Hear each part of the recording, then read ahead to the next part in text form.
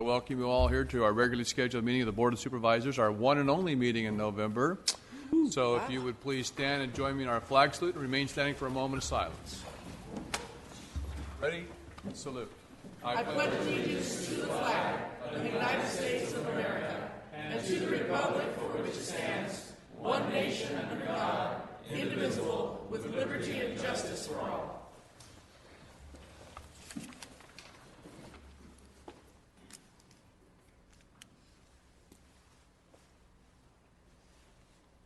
Thank you. Please be seated.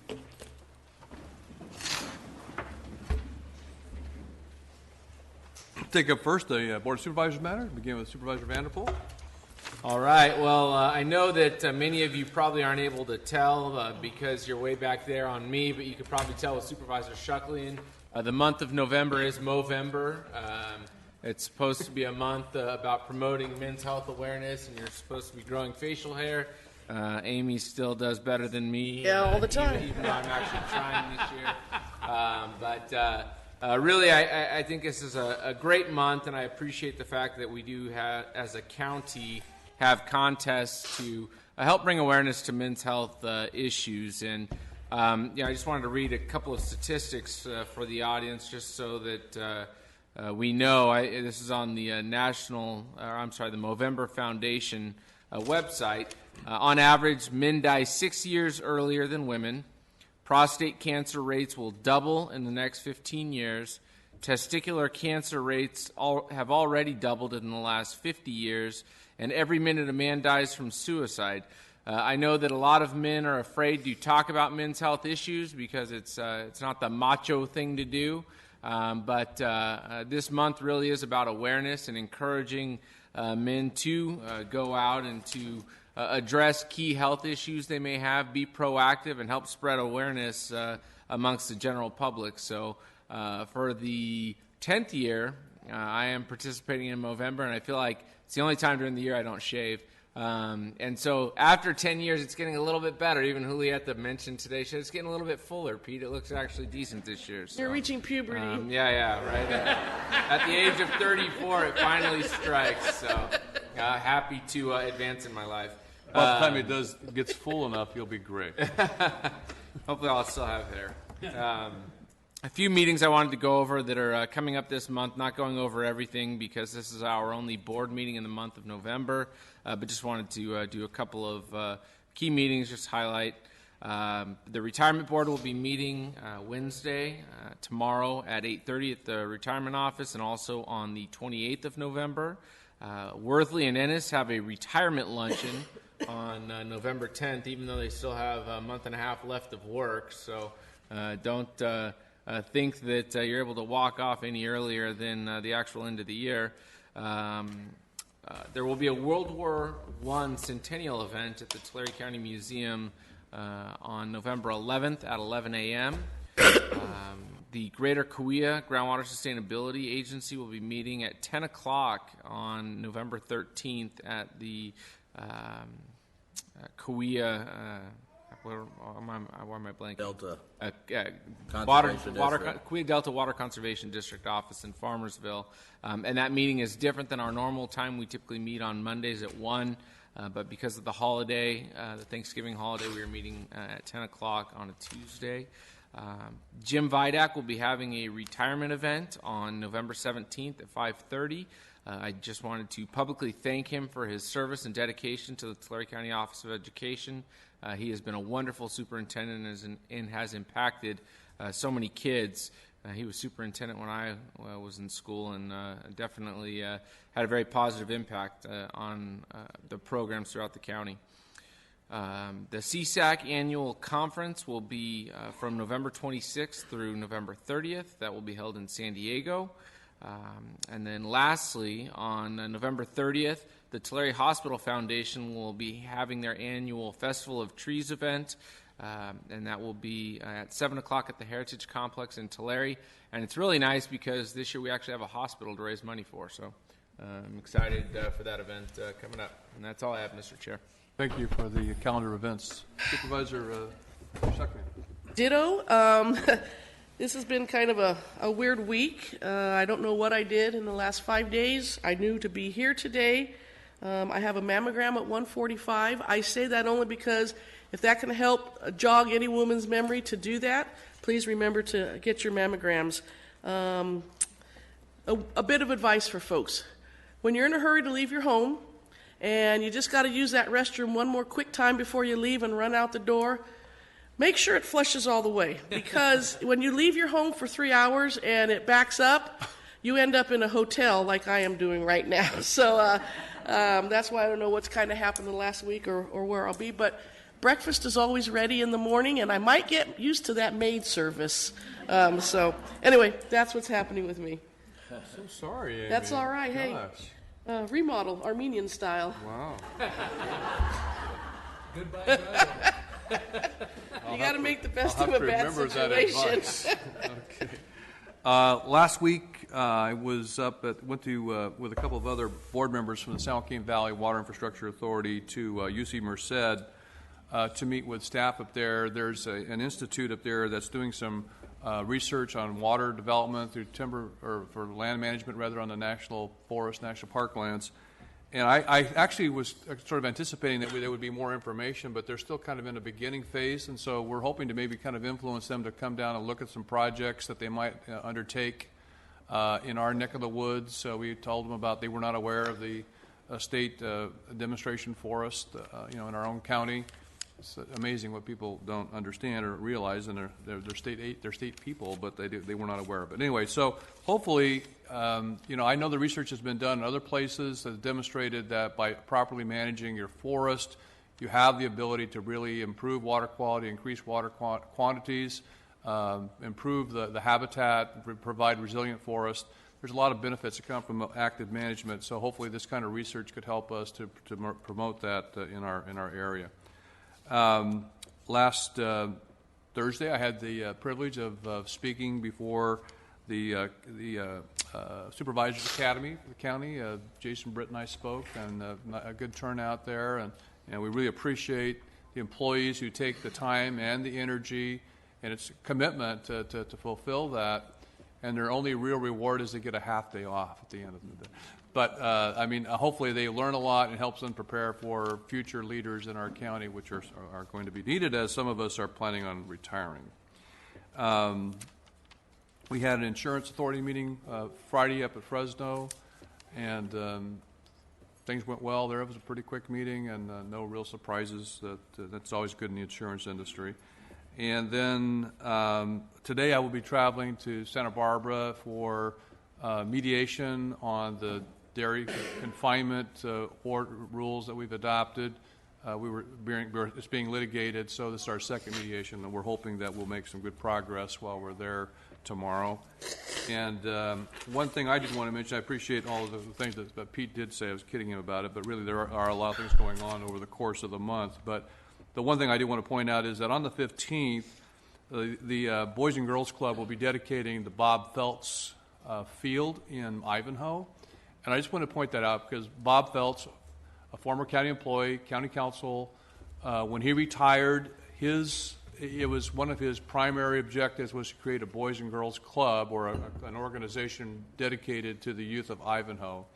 And he was a one-man operation for the most part. He had some support from his community, but he did so much. And then when the Boys and Girls Club took over that actual organization and have brought it to a higher level today, and they're now dedicating their new soccer field to him, and I think that's a very appropriate dedication. I just want to call attention to that. Supervisor Crocker. Just highlight a few things. One, I want to mention last week I was at the self-help conference for California counties that have a transportation sales tax. And really the only thing I want to highlight is that there was a lot of discussion about the future of transportation and autonomous vehicles. I was a little bit surprised at how much of a focus that, and there are some California counties that really think that the autonomous vehicles are going to be coming to us and being a thing in the very near future, within the next 2 to 3 years. And I guess it was a little bit eye-opening because I still think of it as more further off in the distance and not quite here. So there are plenty of counties that are preparing for that and how they integrate that with local transit operations as well as just the needs of infrastructure in general.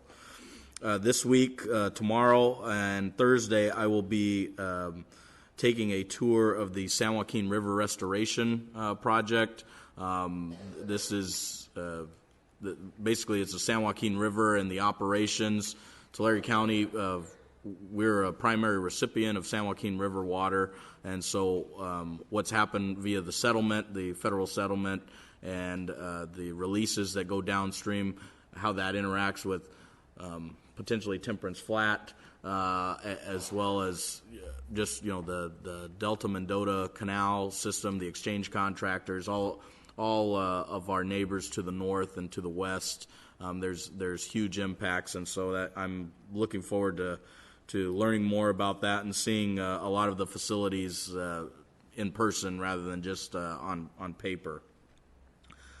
This Thursday, the Boy Scouts are honoring Joel Nelson for his distinguished career being the head of California Citrus Mutual as a local advocacy effort. They'll be honoring him at the Wyndham Thursday evening. I'll be attending that and providing an honor.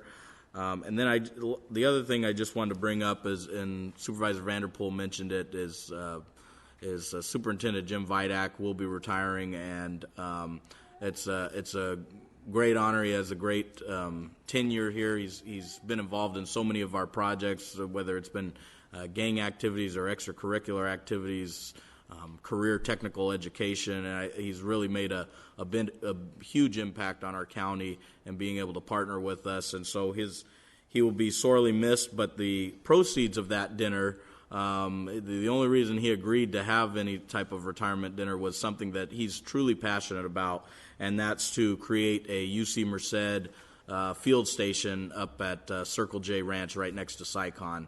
And so that's something that he's really looking forward to. He's been working very closely with UC Merced to build that collaboration, and this will be a kickoff fundraising effort to try and make sure that the professor, that's there, will have the resources necessary, as well as the graduate students that will be doing a lot of the studies in our foothill region. And so that's should be a tremendous event. And Jim has also agreed that he will be joining our Friends of SciCon board after his retirement. So I'm looking forward to working with him. And lastly, it's Election Day, so if you haven't already voted, make sure you vote. This is, come see me after the meeting. If you need any guidance, I'd be happy to provide you with all the guidance you need. I think since we've taken several formal positions. Remember, vote yes on Prop 3, so I think that's out of line. Nope, very good. And I was going to mention that too. Yes, please do vote today, but be informed about your voting. I don't agree with the concept of just vote. If you're just going to vote and you don't know what's going on, who you're voting for, stay home. That's my thoughts. But anyway. That's what happened when Crocker got elected. Okay. Takes all At time. this time, we will present. We want a guy at the end. Oh, I'm maybe. sorry, Supervisor Anderson, pardon me. Crocker took He's up all outta your here. time, so I had to cut it short. He took just about everything out there. Last week we had our groundwater sustainability meeting, and we're pushing towards having our plan in place by April. Of course, I won't be on the board at that time, but this thing has to be in place by 2020, and so people are scrambling right now to make sure we don't want the state of California coming in here and taking over the plan. We got to have our plan, so we're working towards that. Last Friday, the Porterville Unified School Pathways Program with Mimi Schuler and Cindy Brown brought in actors from out of the area, from Hollywood and all over to speak to the kids. There was probably 50, 60 kids there. Eric Coyne's the one that turned me on to this. I think he's the one that put this thing all together. Anyway, it was kind of neat watching these actors up there talking to the kids, and they more or less told them, hey, this is not going to be easy if you choose this route, because it can discourage you in many ways, but there's always somebody looking for somebody different. So when you apply or go after a position as an actor, you may not get it, but you may be in there and somebody sees you applying for this one, and they say, hey, I can use that guy. So anyway, just told them not to get discouraged if that's the way you want to go. Many of them were thinking about maybe being producers and different aspects of the shows. So, but it was good to see that many kids out and their interest, and the actors telling them like it really was, not trying to make it look like it was all sparkling and glitter. So it was a good program. Veterans Day is coming up. We'll have Parade 1 over in Porterville for the big Veterans Day Parade on the 12th. Supervisor-elect Dennis Townsend and his wife Cece will be riding on the fire truck with us as the supervisor-elect, and me and my wife Diane will be riding up there as the existing supervisors. So looking forward to the CSAC conference the end of the month, and that's all I have. Thank you. Thank you, Supervisor. You know, that you reminded me when you talked about the movie industry. Supervisor Crocker's putting a lot of eggs in the basket there. He's hoping for a remake of The Wizard of Oz. So, you know, you're talking about different opportunities there. You know, they're always looking for Willy Wonka. short people. All right. At this time, it's always a privilege to have this next event, which is a proclamation recognizing the month of November as Adoption Awareness Month. And Anita Ortiz, Deputy Director of Child Welfare Services, is going to come and give us a presentation before I give the proclamation, and then we always love to hear from a family. Thank you. Good morning, Chairman Worthley, members of the board, Mr. Britt, and council. Anita Ortiz, Deputy Director of Child Welfare Services. Every November is National Adoption Awareness Month, and this year, once again, we honor those who choose adoption. The theme this year is, in their own words, lifting up their voices. Artillery County adoption staff work diligently every day to lift up the voices of our youth, and they work closely with our adoptive families to ensure that the voice of the child is always at the forefront.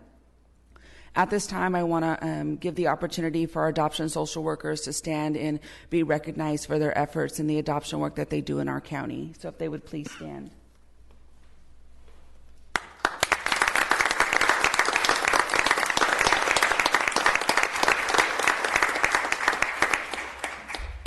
We also have some interns in the audience, which is always nice to have them join us from Fresno State.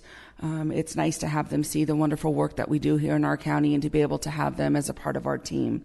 At this time, I want to invite Mr. and Mrs. Heredia up to the podium, and they're going to share their adoption story with all of us before Chairman Worthley gives us the proclamation. So thank you for having us this morning.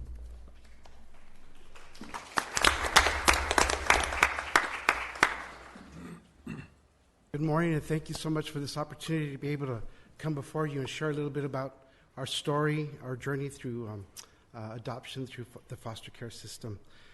Several months ago, I asked my 9-year-old children the question, what is adoption? My son responded, adoption is when you don't leave a child alone. My daughter responded, adoption means love. Adoption through foster care has meant so much more than just that to myself.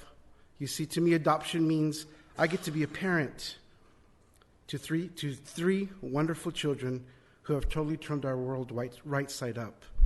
For the last 9 years, in this journey, there's been adventure, there's been worry, anticipation, frustration, but there has been so much more hope and love involved in this journey that we've been on. Our story began on January 15th, 2009. On that date, my wife and I, Anna, sat in a doctor's consultation room, and we heard the words that we really weren't expecting to hear. We heard him say, you probably won't be able to have children. But what we didn't know was on that exact same day, January 15, 2009, just a few hours later, there was a little girl who was born that would change our destiny. Although it would be 11 months until our daughter came home to us, her immediate embrace around my neck and my heart was all that we needed to convince us that we had made the right choice in opening up our heart and our home to adoption through foster care. And on January 4th, 2010, our daughter Miriam came home to us, and she opened her heart and her arms and accepted us as her mommy and daddy. 10 months later, the same year, 2010, we got another phone call that there was a little boy who needed a family and a home.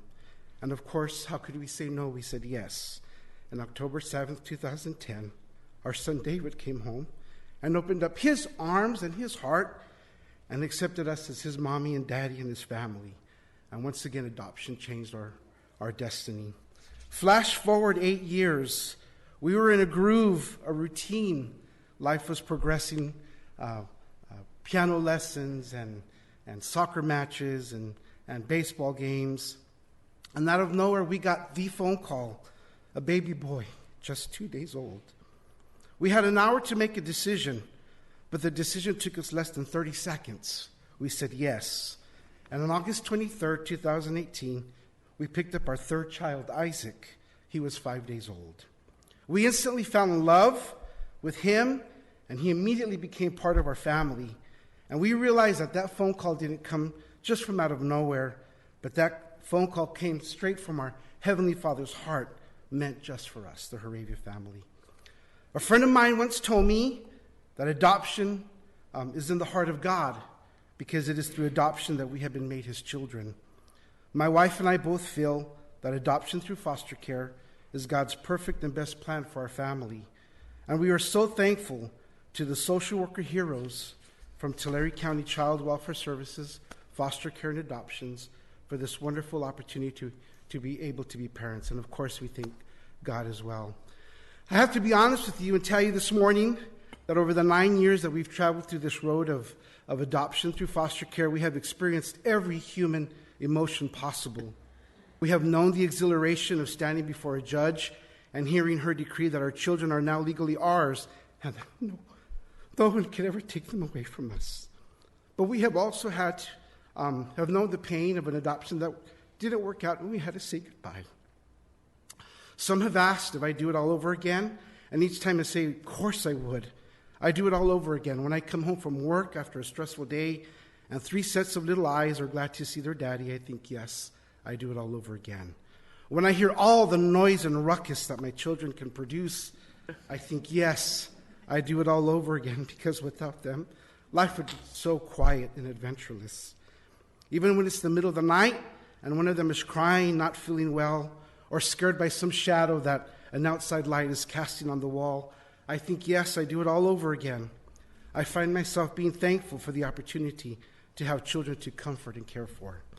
There are times that my wife and I, over the years, have fought the temptation to speculate over what would our children's life, what would their life have been like if they hadn't come home to us. We know that many times biological parents do the best they can with what life has dealt them. So instead of speculating about what their lives would have been like, we talk about what their lives are like now and what their lives are going to be like. We have talked about piano lessons and soccer and baseball games. We have talked about church Christmas programs and vacation Bible schools. We talk about the teenage years that are coming ever so quickly and what we will teach our children through our example and our conduct, because we know that they won't want to hear what we have to say. We talk about graduations from high school and universities. We talk about the day when each child will bring that special person home to meet us. We talk about the day when I will walk my daughter down the aisle and the day I will officiate my son's wedding ceremonies. We talk about being grandparents and helping our children raise their children just as our parents are helping us. I've learned over these last 9 years that adoption changes destinies. I've learned that expected outcomes can be changed through unconditional love and lots of patience. You see, this morning, because of adoption, my children are now children of promise. Because of adoption, my children are now children of purpose. Because of adoption, my children are now children of blessing and hope. And because of adoption, I know my children will one day take their place in society and fulfill the call that God has placed on their lives. And they will bring change and hope to their piece of the world. Thank you so much for having us this morning.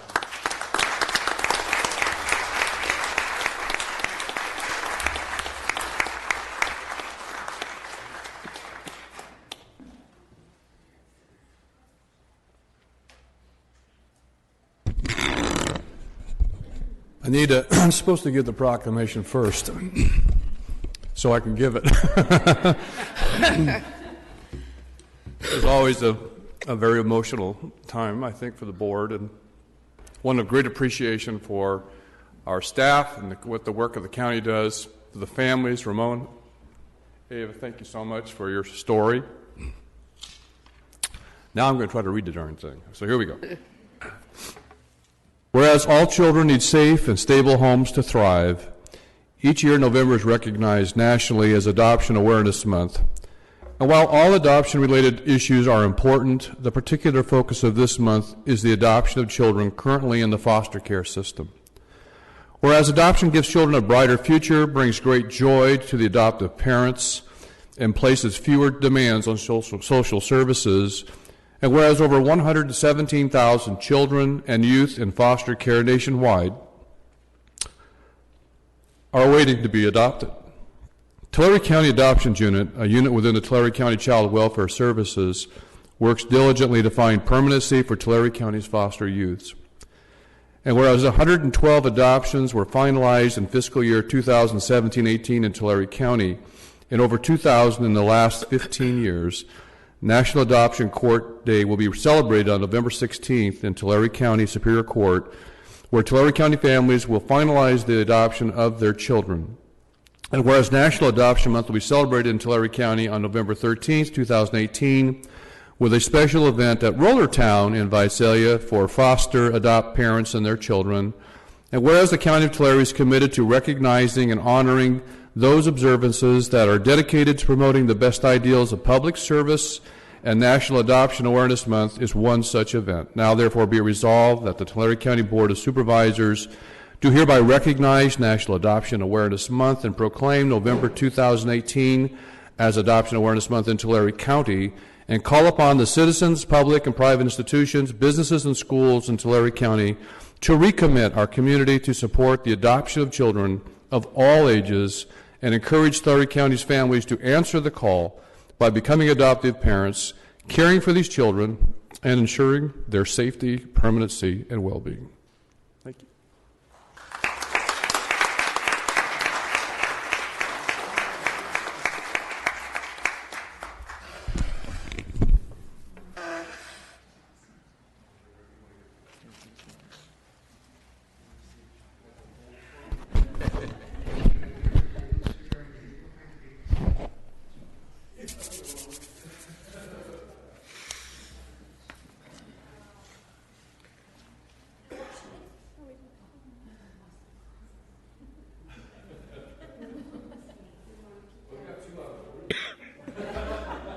We'll take one.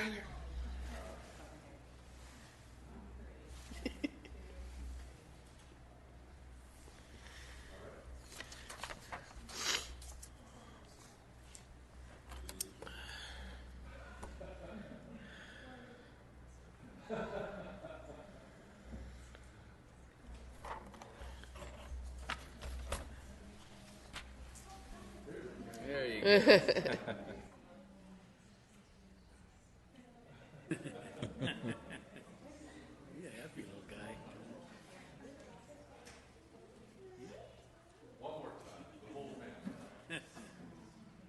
Hey, little buddy. 1, Hi. 2, 3. We're gonna do 2 or 3 just to make sure. Here we go. 1, 2, 3. Yay.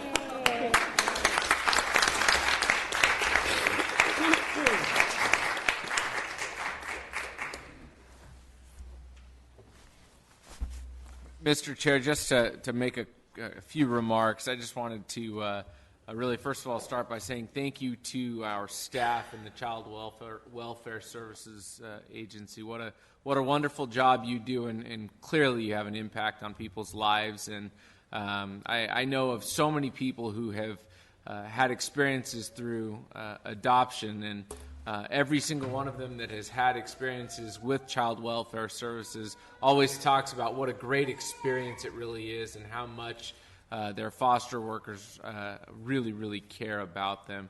And I think it's just such a wonderful thing. And to the Jaravilla family, I really just, you should be a spokesperson for adoption nationwide. That was a wonderful testimony, and really explained why adoption is so important. And I know that you gave your perspective from your perspective as a parent, but boy, I tell you what, hearing the perspective from the children and what they feel because of what you have done and how you have opened your home to them, what an incredible feeling, and what an impact you've made on those kids' lives. So thank you for taking the opportunity to improve these kids' lives and to give them the family that everyone deserves. And I'm touched by your story, and really I do wish you nothing but the best in the future. And I know that you are going to be wonderful parents to those kids. And it is a roller coaster. I've got 3 little ones of my own, and the roller coaster's only begun for me with preschool, but I often see myself thinking the same things that you have already in planning for the future for your kids. And it's just such a wonderful experience being a parent and having that impact on kids' lives. And I congratulate you and I thank you for what you're doing. And I hope that you will go out and continue to spread that good word, because we need more good families like yours to step up to the plate like you have done to impact our kids. So thank you. I just dried my eyes. That's what he said was fine. It was very eloquent. Thank you.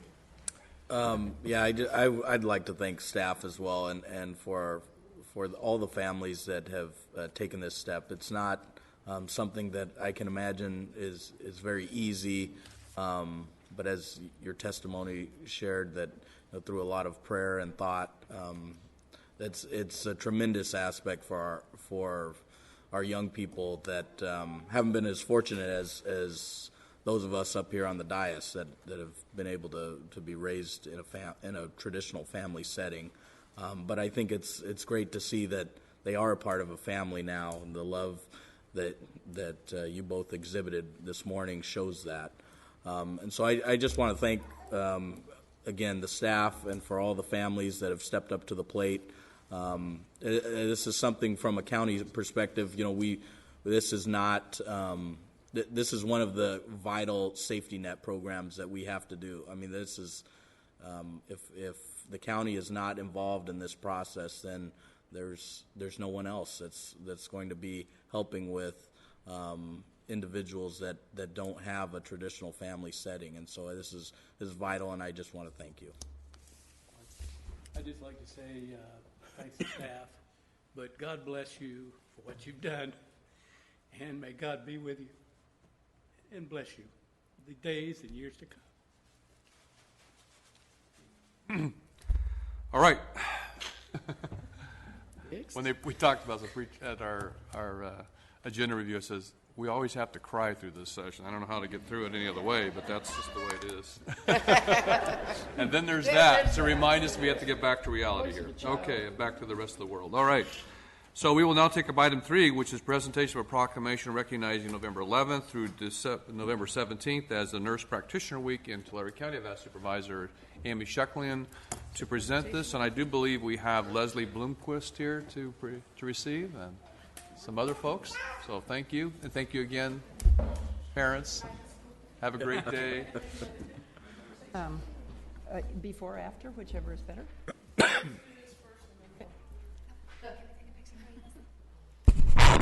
Yes, we have Leslie Bloomquist, Emily Kimball, and Deborah Marin. Is that right? Patricia. Okay. And they are from the Kern Tulare chapter of the California Association of Nurse Practitioners. Okay. Welcome, ladies. The nurse practitioner profession was created to address a critical shortage of medical doctors in the 1960s, and for 50 years plus, nurse practitioners have provided safe and skilled health care. And whereas nurse practitioners emphasize health education and disease prevention in addition to assessing patients, ordering and interpreting diagnostic tests, making diagnoses, initiating and managing treatment plans to the residents of Tulare County, and whereas nurse practitioners provide health care to people of all ages and in diverse health care settings, including private office practice, hospitals, long-term care facilities, schools, state and local health departments, military settings, managed care facilities, and retail-based clinics. And whereas there are over 22,254 nurse practitioners licensed in the state of California providing health care services, of those, 177 nurse practitioners currently serve the diverse population of Tulare County. And whereas Nurse Practitioners Week is dedicated to celebrating these exceptional healthcare providers that serve our community and acknowledge their role in improving the quality of life within our community. Now, therefore, be it resolved that the Tulare County Board of Supervisors hereby proclaims this week of November 11th through 17th to be known as Nurse Practitioners Week in the County of Tulare, and calls upon Tulare County residents to join in recognizing the dedication, service provided by the nurse practitioners throughout Tulare County. And I'd just like to add to that, I have this pain right here that whenever... So congratulations, ladies. Again, thank you for all that you do for the citizens of Tulare County. And you wanted to say something? Great. I can grab that if you want to hold. Thank you. Good morning. As you know, we're here to thank you for proclaiming November 11th through 17th, 2018 as Tulare County Nurse Practitioner Week. My name is Leslie Blomquist, and I am the current president of the Kern Tulare chapter of the California Association of Nurse Practitioners. I'm a women's healthcare nurse practitioner, and I work for Kaiser Permanente in Bakersfield. Representing the Kern Tulare chapter, again, I would like to thank you for proclaiming that this next week. Some background, which she already mentioned, all nurse practitioners started as nurses, registered nurses, and then went on for further education and advanced training. Entry level for a nurse practitioner is a master's degree in nursing, but many of us have doctoral degrees in either nursing practice or nursing research. Nurse practitioners all have national certification in their specialty. We're registered with the California State Board of Registered Nurses and the DEA for our prescribing privileges. Cal State University, Bakersfield, and Fresno both have nurse practitioner programs. Bakersfield graduating 158 nurse practitioners in their tenure and currently have student enrolling of 18. We have nurse practitioners in specialty offices in Kern and Tulare County, OBGYNs, pediatricians, cardiologists, the private medical offices, community clinics, Kern Family Health Care Network here in Tulare County, and all of us taking care of the residents of Tulare County. Nurse practitioners are currently restricted from full practice by California's laws that mandate physician supervision. Although we have been educated to do our jobs, prescribe prescriptions without supervision, we're not allowed to do so. There are 23 states in the United States that do have full practice authority, but California is not one of them.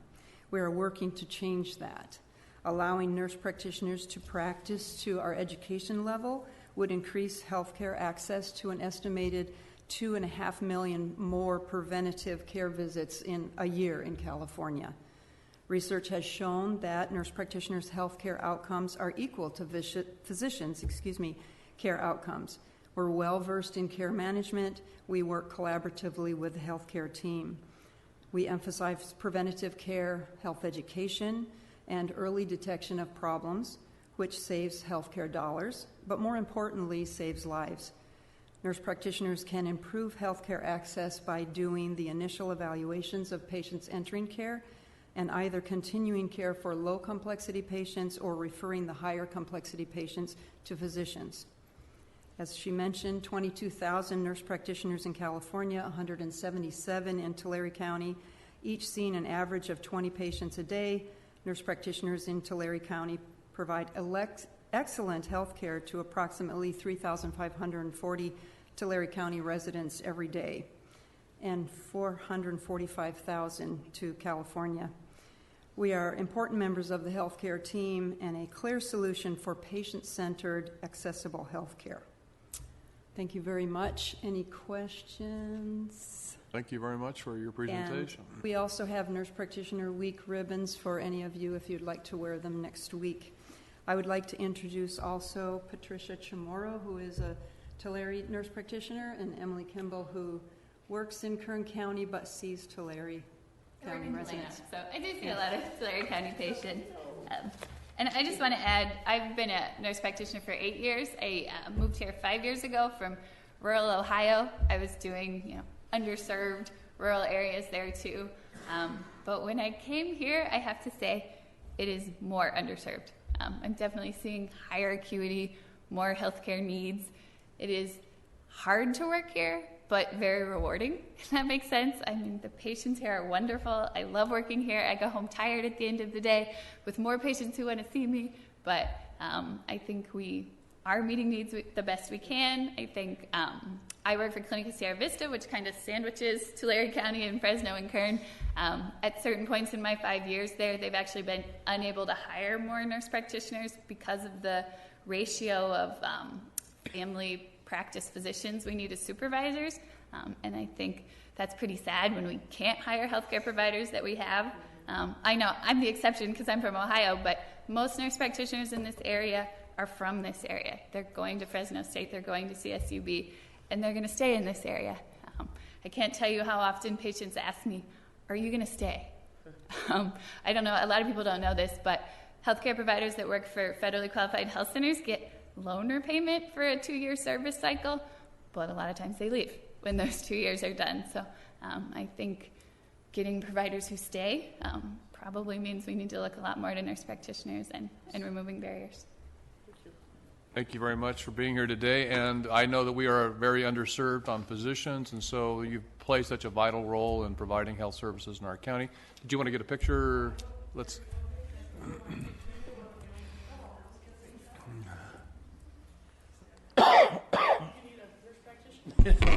You know, he needs a I nurse. need more of that. Shot of whiskey, maybe.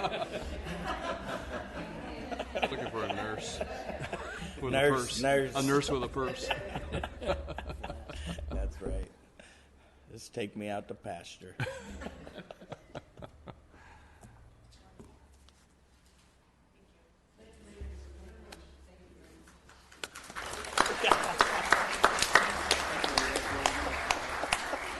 This is the day for proclamations, and we have one final one, and it's the presenting a proclamation recognizing November 26th through the 30th as Clerk of the Board of Supervisors Week. As I have served 20 years on the Board of Supervisors, I have served with 6 different CAOs, but only 3 county clerks. So CAOs come and go, but county clerks. Just I a thought the list. CAO was the clerk. Yeah, that's true. The CAO is the clerk. That's right, he is, but that's, we knew who does the real work. Who does? Yeah, just like nurse practitioners do their real work. That's cool. So the clerk of the Board of Supervisors plays an important role in the function of county government. The clerk is the official record keeper and performs many legally mandated functions that protect and preserve the rights of citizens to an open and accessible government. This year, the California Clerk of the Board of Supervisors Association, an affiliate of the California State Association of Counties, in conjunction with the boards of supervisors throughout the state, would like to recognize the hard work and accomplishments of the clerks of the board. And at this time, I'd like to ask our clerk staff to step forward for recognition and receiving the proclamation. Jason, you are the clerk of the board officially, so you get to join us. Come on down.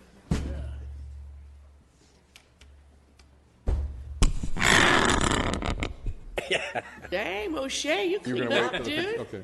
Look at you. She's going to continue working at her station until she gets to the picture time. Whereas the California counties provide many services that are essential to the lives of Californians, and the position of the Clerk of the Board of Supervisors plays an integral part in the function of California county government. Whereas the Clerk of the Board of Supervisors performs many legally mandated functions that protect and preserve the rights of citizens to an open and accessible government. And whereas the work performed by the clerks of the board is a time-honored and vital part of local government. The clerks of the Board of Supervisors' duties of record keeping is revered, their work among the earliest recorded on behalf of the public, and clerks have long pledged to maintain their neutrality and impartiality in the proceedings of the government. If you look at old records of the county, you'll find all these beautifully handwritten, everything done by the clerk of the board in longhand. Can you imagine that? I think their work schedules are a little Pick bit and different, scratch too. now. Whereas the California Clerk of the Board of Supervisors Association, an affiliate of California State Association of Counties, is organized to promote the principles of good government, to represent the interests of clerks of the board with legislative bodies and other professional organizations, to encourage the development of professional growth and education, and to support the objectives of all regional groups established within the association. And whereas it is most appropriate that we recognize the accomplishments of the clerks of the board across the 58 counties of the state of California, now therefore be it resolved that the Tulare County Board of Supervisors hereby proclaims the week of November 26th, 30th, 2018 as California Clerk of the Board of Supervisors Week in the County of Tulare in recognition of the high level of services bestowed upon the people of the state of the County of Tulare and the people of California by clerks of the board, dated this date and signed Kaiser Crocker, Pete Vanderpool, Amy Shuckley, and Steve Worthley, and Mike Ennis. Okay, now you can come up.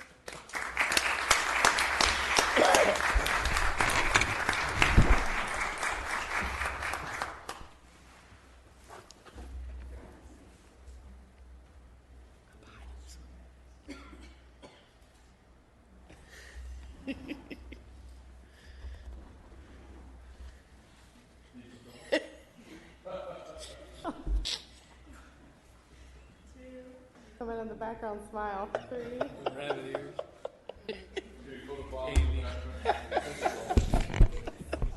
You didn't do that, did you? Everybody's a comedian up here. Actually, just one is officially. That's right. I get paid to do it. We're just hacks. All right. Take us a little while to get through all that this morning, but it was good. So now we will come up to our public. Are any of those action items? Oh, Sure. No. I don't know. Sure. Are the action items? No. I'd like to just say something really quick to the clerks and the deputy clerks. You folks are the ones who are at the front line. As soon as people walk in, you do an excellent job. You are a great face for the Board of Supervisors and the CAO's office. So thank you for all your hard work, Mel. I know this isn't easy, and you've taken over, and you're doing a bang-up job. So thank you also for leading everybody in that realm. That's it. And I would just echo those comments. Mel, you've done a fantastic job, and you've assembled a great team that does a wonderful job within the office, and you do a great job handling all of the constituent interactions and keeping the various departments happy as well. So I appreciate all that you do and the team that you've put together, because they do a fantastic job as well. And considering as much as Supervisor Crocker bugs you all day long, you get the work done. Want to say something? Thank you, Jason. As clerk of the board, you're doing a great job.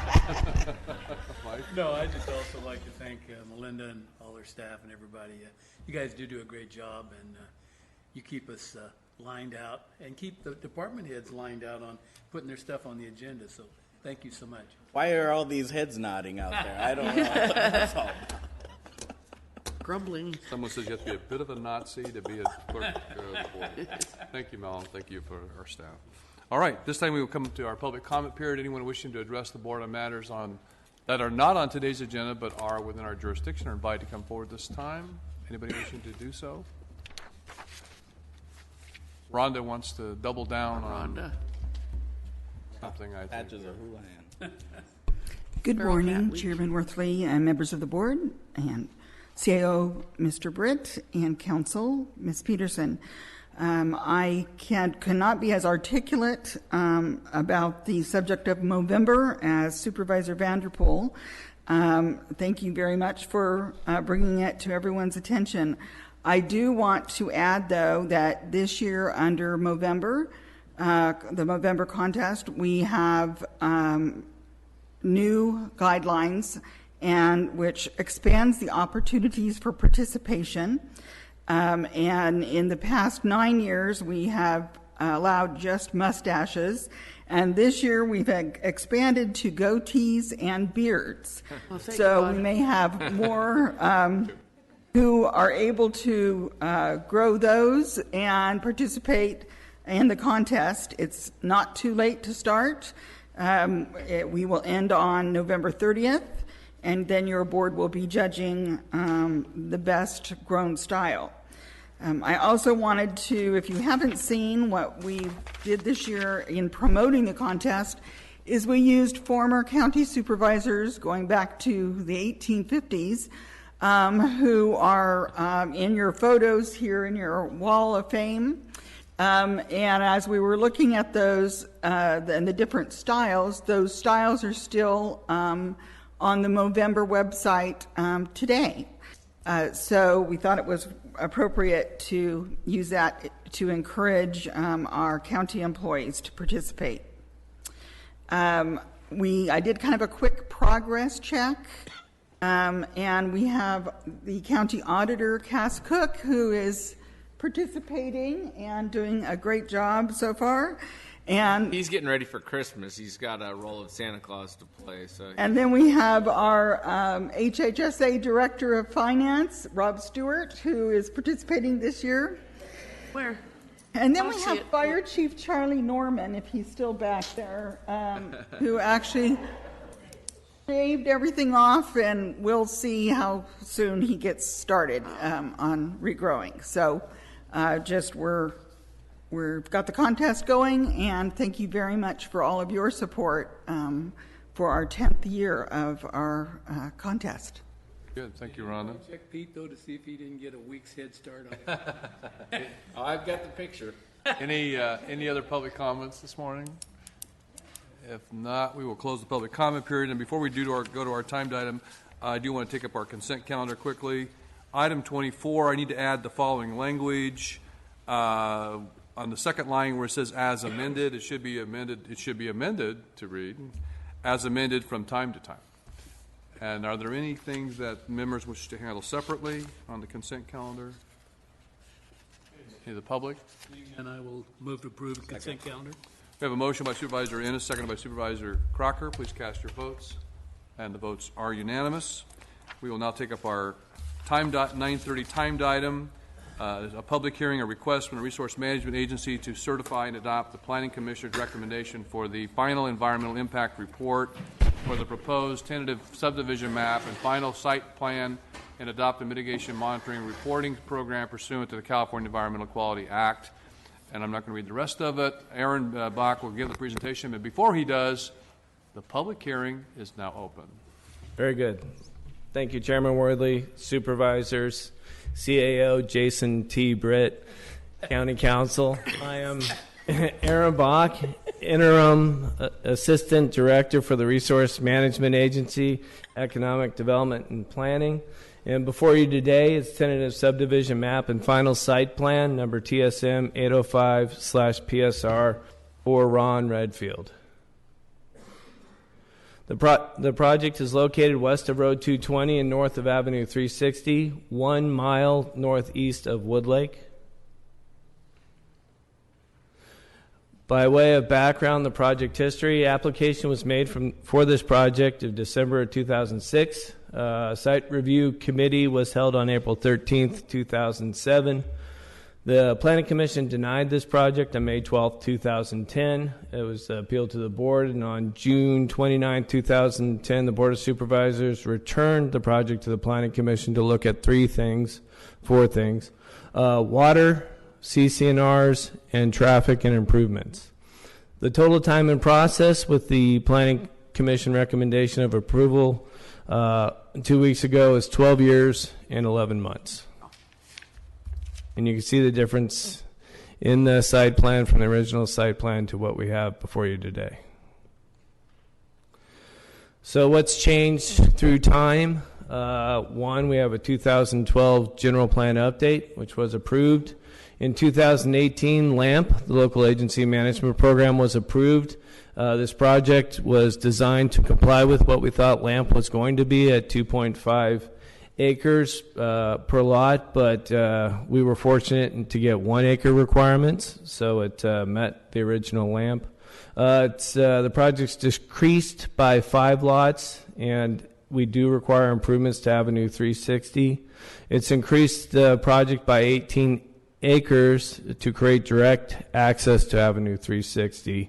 And the project has completed an environmental impact report that looked at water, traffic, and bio/cultural studies. This project is consistent with the general plan, always has been. Its basis is in the Foothill Growth Management Plan of 1981 as updated in 2012. It's a designated foothill mixed use. It's inside if you look at the brown area in the top graphic, it's inside the Kauai Development Corridor. It's outside the city of Woodlake's urban development boundary by 1 mile and outside of the urban area boundary by 0.5 miles. And this project under the general plan would help us meet the housing element requirements and the regional housing needs assessment numbers, which we are woefully low on. This project is consistent with the zoning. The Foothill Growth Management Plan does have general plan requirements, but those are also translated into the PDFM zone. So that allows a 2.5 acre to 4.3 acre residential lots. This is not building out on 30% slopes. There are no native tree species impacted by this project. No waterways impacted by this project. This project does require a water study and a drainage study to be completed before the final map. It also requires engineered septic. The required final site plan is the tentative map, which does show contours.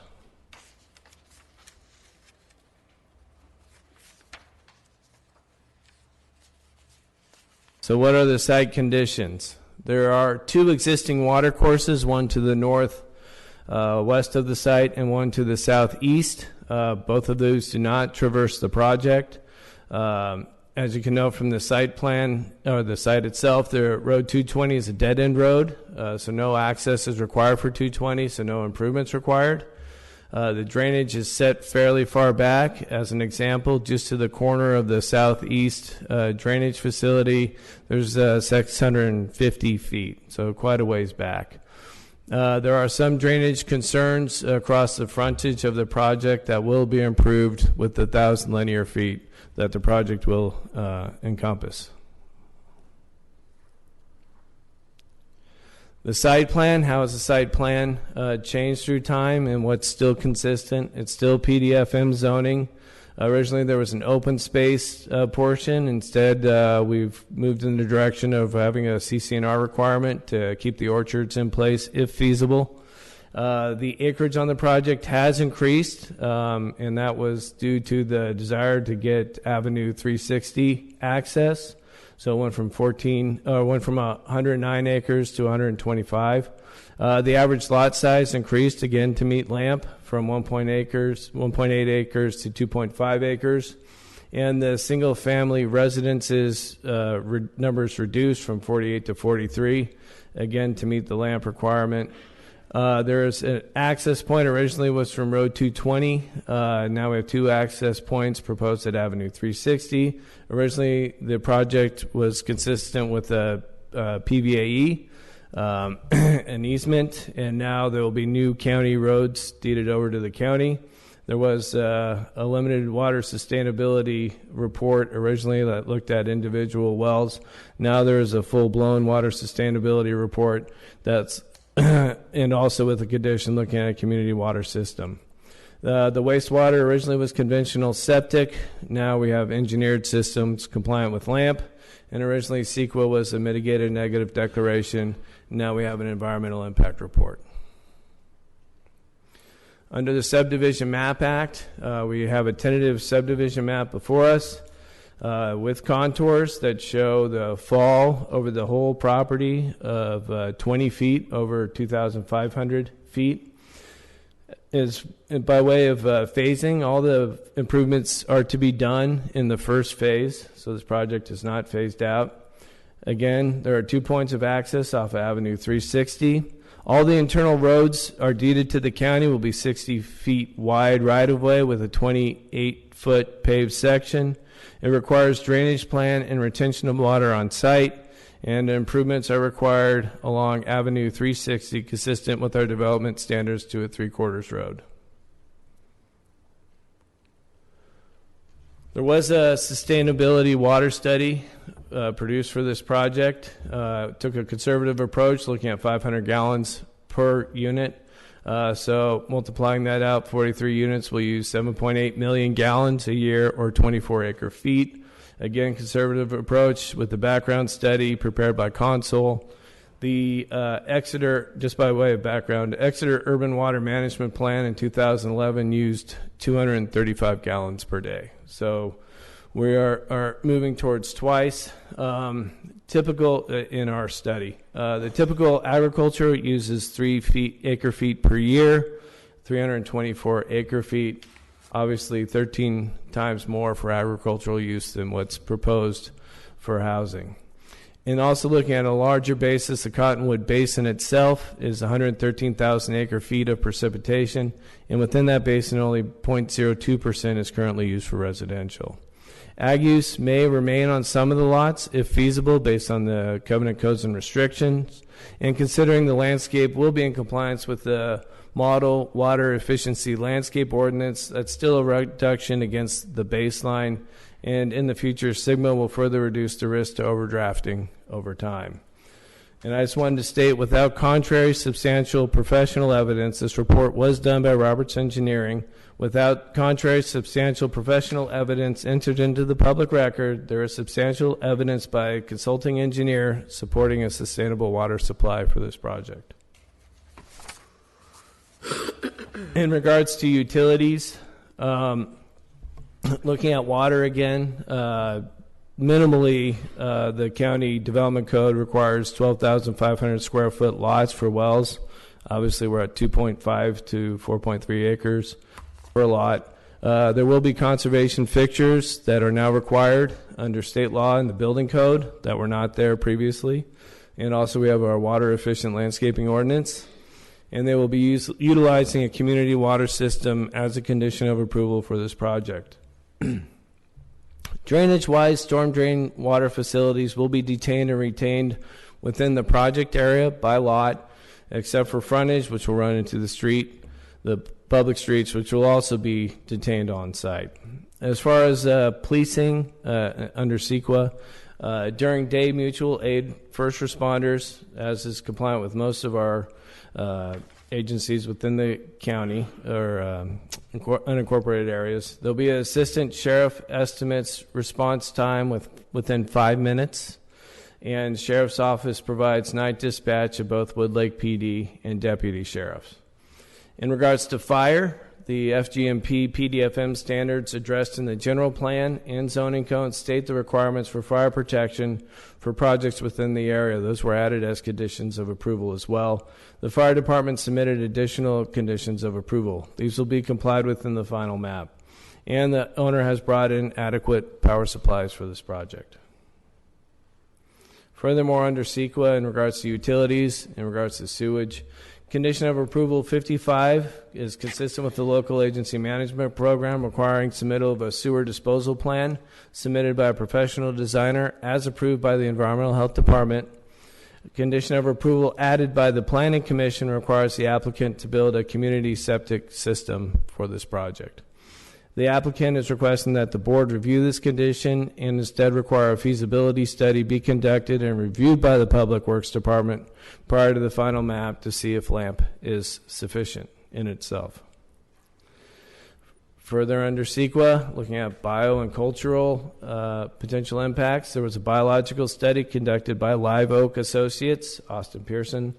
There were potential impacts were mitigated to all species of concern. The California Department of Fish and Wildlife made comments based on aerial imagery. No species of concern were found on site by CDFW, but mitigation measures were enhanced based on the concerns to include focus surveys and actions if habitat or species are discovered during construction. Furthermore, similar with cultural study was conducted by Sierra Valley, Christina Roper. No impacts to cultural resources were found, but standard conditions apply if cultural resources are found during construction. One of the things the board requested the Planning Commission to look at was traffic and traffic impacts and safety. So a trip generation traffic study was completed by the traffic consultant VRPA Technologies. The trip is suggested to create 409 daily trips. Looking at the splits, that's 32 morning AM peak and 53 PM peak. Intersections of driveways of Avenue 360 in the current condition are level of service A. The segment peak hour of the operations level would go to a service level of C, again below our standard of D. For Avenue 260, Sentinel Drive, and Road 212, even in the cumulative, it gets to about 125 average daily trips, still level of service C. Looking at the intersections, as far as average daily traffic, Avenue 360 ADT volume could exceed 668 on Avenue 360, still a level of service C under our general plan. And the study also found there was adequate safety for emergency vehicles along Avenue 360 in its current condition. In regards to agriculture, there were some concerns about agriculture, especially under CEQA. By way of background, the analysis looked at less than 1% of all ag land in the county will be impacted by this project. There is no cumulative threat to loss of ag land, and I remind the board that this project is zoned PDFM, so it's not anticipated to necessarily be farmed. It could be a commercial, residential, or industrial use. Under Foothill Combining Zone, F zone must have a site plan for an allowed use in an agricultural preserve. This project is consistent with the county general plan and zoning based on those 2 points. Under the Subdivision Map Act, it allows an application within 3 years of when 3 years remain on the partially non-renewed contract. In this case, we have a full non-renewal, which will complete at the end of December. So as far as impacts to the Williamson Act, the lead agency found no impacts to agricultural lands. Some of the conditions of approval for this project: 1, all improvements in accordance with the FGMP and PDFM zones. Condition 4, Avenue 360 along the frontage of the subdivision, because the average daily traffic will be in excess of 400. They are required to do a 28-foot travel lane, but because they're only required to build 3/4 street, that would be roughly 20 feet under our county standards. And it is noted that final maps cannot be denied because of offsite improvements. If the developer is unable to build that at the time of the final map, they will be able to bond for performance of that improvement. The 2 north-south roadways within the project shall have 60-foot right-of-ways, and internal roadways shall have a 56-foot right-of-way. Again, the drainage erosion control plan is required under condition of approval number 8. Storm drainage will look at a 10-year, 24-hour event. All that will have to be detained on site. There will be formation of an assessment district for maintenance of public infrastructure, including roadways, landscaping, and lighting district as well. And the project will have to comply with the updated well ordinance for community wells approved by the State Water Resources Control Board when they do a community water system. And the safety, we had an updated safety element recently within the county that added some fire standards. The project would have to comply with those as well. So the board did want us to look at covenant codes and restrictions. We took one of our most onerous CCNRs we did for Kennedy Meadows, which was had a lot of help from the community in forming these. So it does require creation of an architectural committee that will look at plot plans, building plans, elevations.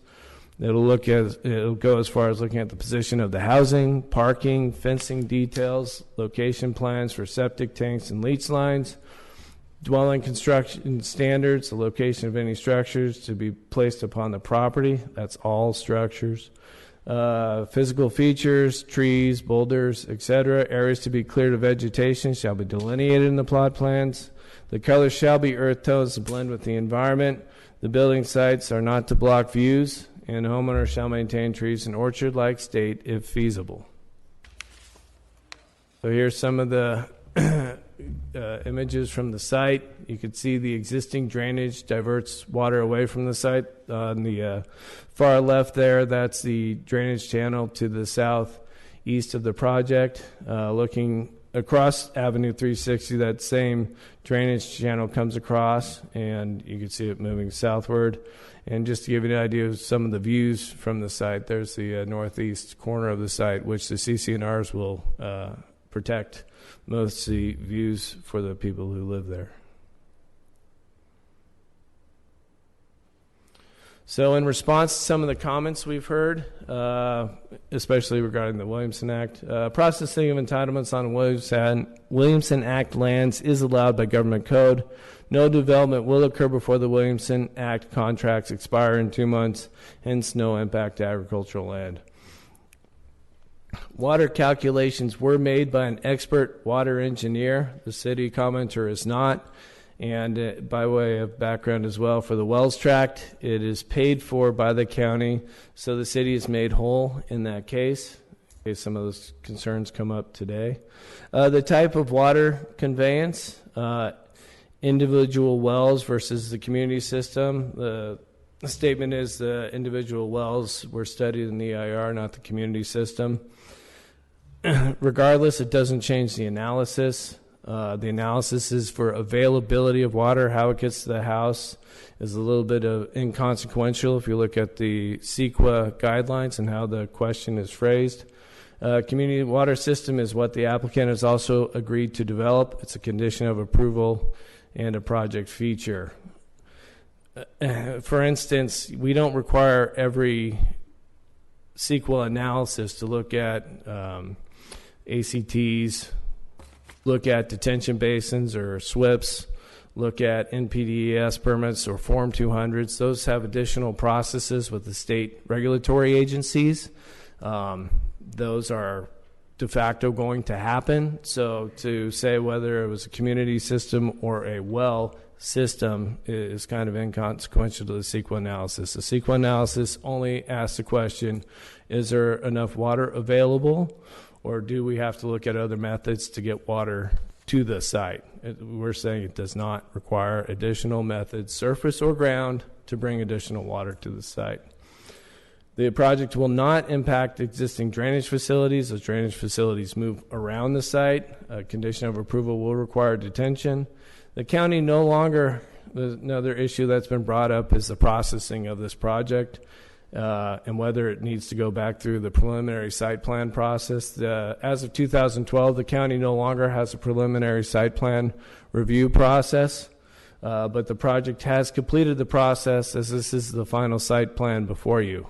We have not required any preliminary site plan since 2012. This was a complete application as it was processed and remanded to the Planning Commission by the Board of Supervisors. To only look at water, CC&Rs, and traffic.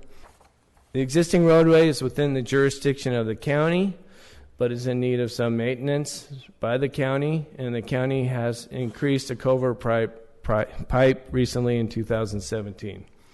The county sufficiently addressed the city's concerns in the environmental impact report. Under CEQA law, the county has performed a good faith effort in completing this process, and that is all that is required. So that completes staff's presentation. The public hearing is open. So the applicant would like to say some words and have the opportunity to rebut any comments made later. Do we have any questions or comments from board members? No, my understanding, though, and listening to this, that each property will have its own well? No. Through the chair, sorry. Through the chair. No, they are going to have a community water system, but the project did look at wells as a more conservative approach to water availability, but a condition of approval by the Environmental Health Department, and as the applicant has agreed to do, it would be a community water system. They Sustaining water. Through the chair, just looking at some of the well logs, they're getting 700 gallons per minute, 500 gallons per minute, but also taking a very conservative approach. They looked at a well that was doing 200 gallons per minute, and those all show a sustainable water supply. There are over 16 wells out there. You could pick which one you want to work with, but they all definitely show a sustainable water supply. I do need to state that I had been contacted by the city of Woodlake about this matter. I met briefly with the city manager and their planning staff. also had a brief conversation with Everett Welch, who's a neighbor on to the property. And of course, I've heard those comments and made no representations to them. I will be making my decision today upon the information that is presented today. Are there any other comments by the board members? Through the chair, I did want to also add, in regards to sustainability, when we do a water sustainability analysis, we look at the demands of the project, and there will be some questions about how we looked at the demands. We did take a conservative approach. The engineer took a conservative approach, looking at 500 gallons per day when most water analyses look in around 200 to 300 for a typical lot. So that was a conservative approach. So given that, knowing what the demand is, there's adequate capacity in the ground to supply to meet the demand. All right, this is a public hearing, and so if there's people who want to address this at this time, I believe the applicant wanted to say something, so we'll let the applicant go first. Then if there are others who want to speak on behalf of the project, we'll let them go, and then we'll allow people who want to speak in opposition to the project. Please, if you come forward, give us your name and address, and you can use this microphone over here, and welcome. Thank you. Thank you, Chairman Worthley and the other members of the board. My name is Joseph Boyd. I am the counsel representing Mr. Ron Redfield. My address is 275 South Madera Avenue, Kerman, California. And that is in Fresno County, but I have been a resident of Tulare County in the past and have been a resident of the Central Valley almost my entire life. I want to thank Mr. Brock and the efforts that were put into presenting the findings of the environmental impact report and the findings specifically in regards to water transportation and the CCNRs that had been requested by the board previously. In fact, I was there 8 years ago when the board requested those studies be done. So I've been working with Mr. Redfield for several years on this. I want to point out, in addition to what has been presented, when Mr. Redfield purchased this land several years ago, long before he ever brought this to the board, it was zoned at that time PDFM. It was zoned at that time to be able to develop a subdivision on there, and he bought this land with the intention of developing the subdivision at that time. That was several decades ago that he bought this land with that intention. He took it out of the Williamson Act at that time so that he could eventually develop a subdivision on there. Mr. Redfield has shown through the activities on the project now, namely growing olives, that there is sufficient water to sustain a residential subdivision, because he's using more water now than a residential subdivision would be using. Mr. Redfield has shown a willingness to comply with any of the requirements that have been placed upon him. He is agreeable to working with the county in anything that the county needs. He has been very agreeable to any of the comments or any of the requests that have been made on him. His desire is to create something beautiful out there, something that will provide housing for the county of Tulare, something that will provide a nice area for people to live. He wants to share this area with others out there, and he wants to do it the right way. And so he has met every requirement imposed on him so far, and I don't see any reason why this should be denied at all. I thank you again for that. I'd like to request some time to rebut anything that comes up, if I may, at the end. Thank you. Anyone else? Everett, I see you back there. I'm sure you want to say something. Yeah, we'll move now to the next phase. Oh, I've been here many times. I apologize for those of you who have to hear this again. I'm Everett Welch, by the way, and I live just west and adjacent to this project, and I've lived in this valley for, I tell you this, 76 years.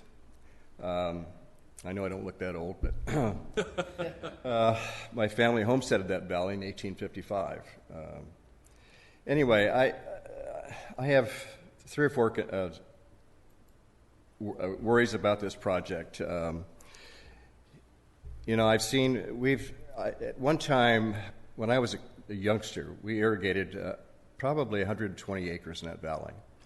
When my mother died in 1998, we had 60 acres of citrus left. And then by the time, and I took care of that citrus for 40 years, before and after work. And it all had to come out because all the wells had gone dry. And the 120 acres that were farmed are all gone now. It's just vacant land. There are 36 wells on Mr. Redfield's project that I understand, and many of them have been capped. And the part that I don't understand is why do they keep going dry? And because they do. And I think there's probably 6 that are still active right now. His neighbor right across the road just bought his place, not knowing this development was going to happen. And when the water's turned on, his water is only, it's 40 acres. His water is only for domestic use, and it cuts in half once his wells start. So there is an impact on the neighbors in the area. I commented on this to the Planning Commission. I was told I didn't know what I was talking about, and I probably don't. But I do know a history out there. I've been an ag banker. I was an ag banker for 33 years. I have ag education. I've seen water issues all over the western U.S., by the way. And no, it's not technical data, but it's historical data. Yeah, and I've got some pictures, by the way. I almost forgot. And I'm sorry, I don't have one for everyone. But peruse through them, and I will note when I'm there. The other issue is road conditions and flooding. Currently, Avenue 360 is 13 feet wide. If you'll see in some of these pictures, I took a picture of 2 vehicles passing. You got to go off into the dirt on the sides of the roads. There's parts of the road that have not been repaved yet, very close to where the entry to this project is. It's flooded in 2016, and it's been flooded twice in the past 5 years. And this happens out there. Those tributaries flood heavily on the 10-year flood, and it happens every 10 years. I've been out there for a long time. And the pictures show the flooding on the road, and it becomes a dangerous situation, and there's no way to get rid of it. It's going to happen. It's going to flood the road. So it's very dangerous and that number of cars that are going to be traveling down that road is going to be there's going to be a heavy impact. EIR states that there's very little ag traffic. Well, I dispute that. There's lots of ag traffic, lots of farmers, cattlemen out there with trucks and trailers, olive harvest season, and it's always a problem. They're taking out trees right now, and then some of the neighboring olive orchards that were abandoned because of lack of water, and those big trucks are up and down the road every day. Sewage is the last thing I want to address. With 40-plus some septic systems on the property, and most of our wells, for all of the people that live in that area, our wells are 60 feet deep. They were drilled many, many years ago, and the shallow wells and the sewage, I feel like it's going to be, somewhere down the road, it's going to be a problem. Even the farmers today are being accused of causing groundwater contamination with fertilizers and whatnot, and I don't see any difference with sewage. These types of project I'll let you go over your failure- 3-minute warning. Your 3 minutes, are you about ready to wrap up? Oh, I only got 3 minutes? You didn't tell me I'm that. sorry, I should Okay, let I'm you winding know up that. right now. These types of project failures are not uncommon in the county. Woodluck has had them. Lindsay, Strathmore, Porterville areas have had them, and they're not uncommon. In conclusion, I ask you to consider inadequate water, poor dangerous road conditions, and the potential for sewage contamination to the existing homes in the area. Thank you very much. Thank you. Other public comments?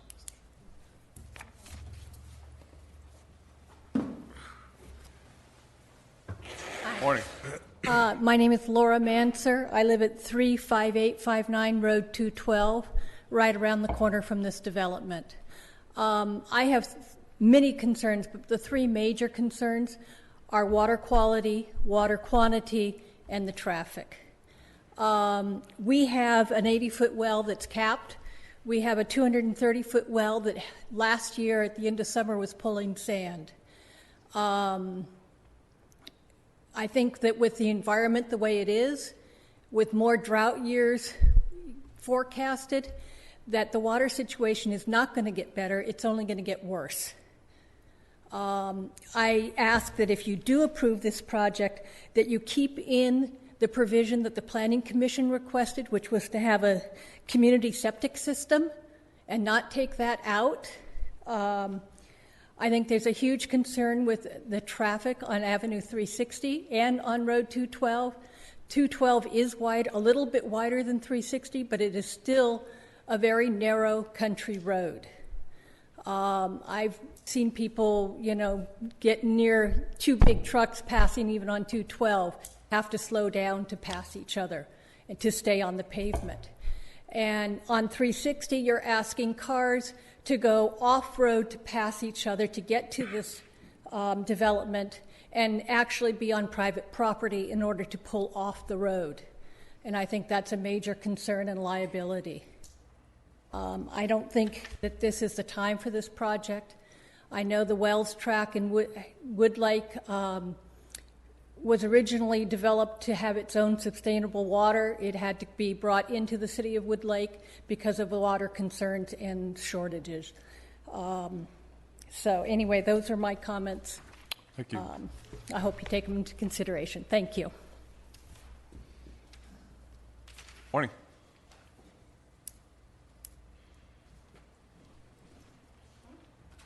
Good morning. Jason Waters, City of Woodlake, 350 North Valencia. So just we'll kind of reiterate what was already said. The city's primary concerns with the project, there are three issues. The first being water. As was mentioned, the initial the EIR that was prepared assumed 500 gallons per day at each of the home sites. The city provides water to nearby Wells Tract. We took data from Wells Tract of all the sites that exceed 1 acre. And on average, those sites were using 1,500 gallons per day, so nearly 3 times the amount. One of the main differences, of course, is Wells Tract. There isn't any agricultural use. It's proposed here that the orchards may stay on site, so I would expect it to even exceed that, based on the data that we have, and I'd be happy to provide that. The EIR itself, the water study itself, it looked at, as was mentioned, it looked at the impact of individual wells. It didn't look at the impact of a community water system. The county site plan application indicates that the applicant is supposed to indicate the location of the potable water sources. At this time, the city is uncertain of where that community water system, where that well would be, what the capacity of that well was. There weren't any hydrological studies related to a community water system provided. So we're concerned about what the actual capacity of those wells would be, and if that 500 gallon assumption is going to be the baseline that's used. The second concern is related to sewer. The site plan application that is submitted with these projects, it indicates that the applicant is supposed to show the location of the proposed septic tanks, the septic line systems, or the community wastewater systems. We didn't see, that wasn't provided. I'm not certain where those are going to be located. The city, however, is in favor of the Planning Commission's recommendation of a community sewer system. That does seem to make sense in this case. Lastly, stormwater. So as mentioned, there is a number of natural drainage systems just outside of the site. So the on-site, the EIR indicated that that water would be retained on site, and it would also flow to natural natural drainage areas, right? Well, those drainage areas just so happen to flow directly south into the City of Woodlake's storm drain system. So the site plan for the PDFM zones, where this is located, indicates that the applicant is supposed to submit with their site plan a drainage plan and general development plan that shows the pattern of stormwater runoff and explanation of how natural water courses will be protected. We would have liked to have seen that to determine if it will have an impact on our storm drain, since the natural flow happens to be south and eventually hits Wachumna on the north side of Wood Lake. So those are all my comments. Thank you. Other public comments?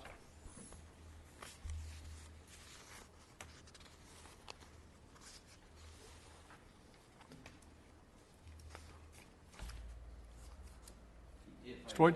Absolutely. Again, thank you for letting me rebut some of these things here. Chairman Worthley and the supervisors. For the record, again, I'm Joseph Boyd, 275 South Madera Avenue, Kerman, California, 93630. Just some of these things here in regards to, first of all, we thank the comments of the neighbors. We understand that they have concerns, and we're trying to take care of those concerns. For example, in regards to the comments of Mr. Welch and there being 36 wells on the property, several of which have been capped. The true number actually is 26. There's been 26 wells on the property. Some of those have indeed been capped, not because they were dry. That's not why they were capped. They were capped because Mr. Redfield was looking at various methods for developing it. One of those was to put certain home sites on there, and so he dug some domestic wells, which were capped immediately at that time in anticipation of future development. They are good wells. Some of them, they never even put a pump down because they did not need to do it at the time, but they were still good wells. He has never had a problem with the water. In regards to the request for a community septic system and the request that before the final map is approved that we do the study on there, Mr. Redfield is not opposed to putting a community septic system if that's the requirement that the board chooses to impose upon him. However, what we're asking for is for time to determine if that is really something that is needed. The EIR did not state whether or not it was needed. This map was developed in regards to the LAMP guidelines that called for 2.5-acre lots in order to have engineered septic systems. It's not just putting a regular septic system in there, but it's to be engineered to make sure that it works. If it is determined that a community septic system is indeed needed, then of course he would absolutely do it. But we would like the condition to be that additional studies be looked into to see if that really is needed. We don't see any evidence that a community septic system is needed at this time.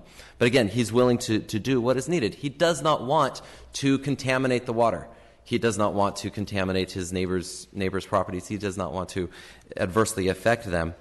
In regards to the location of the water treatment and the septic treatment plant, of course, those were conditions that were imposed or that have been requested on him after he submitted the tentative map. So, of course, it's not going to be on the tentative map right now.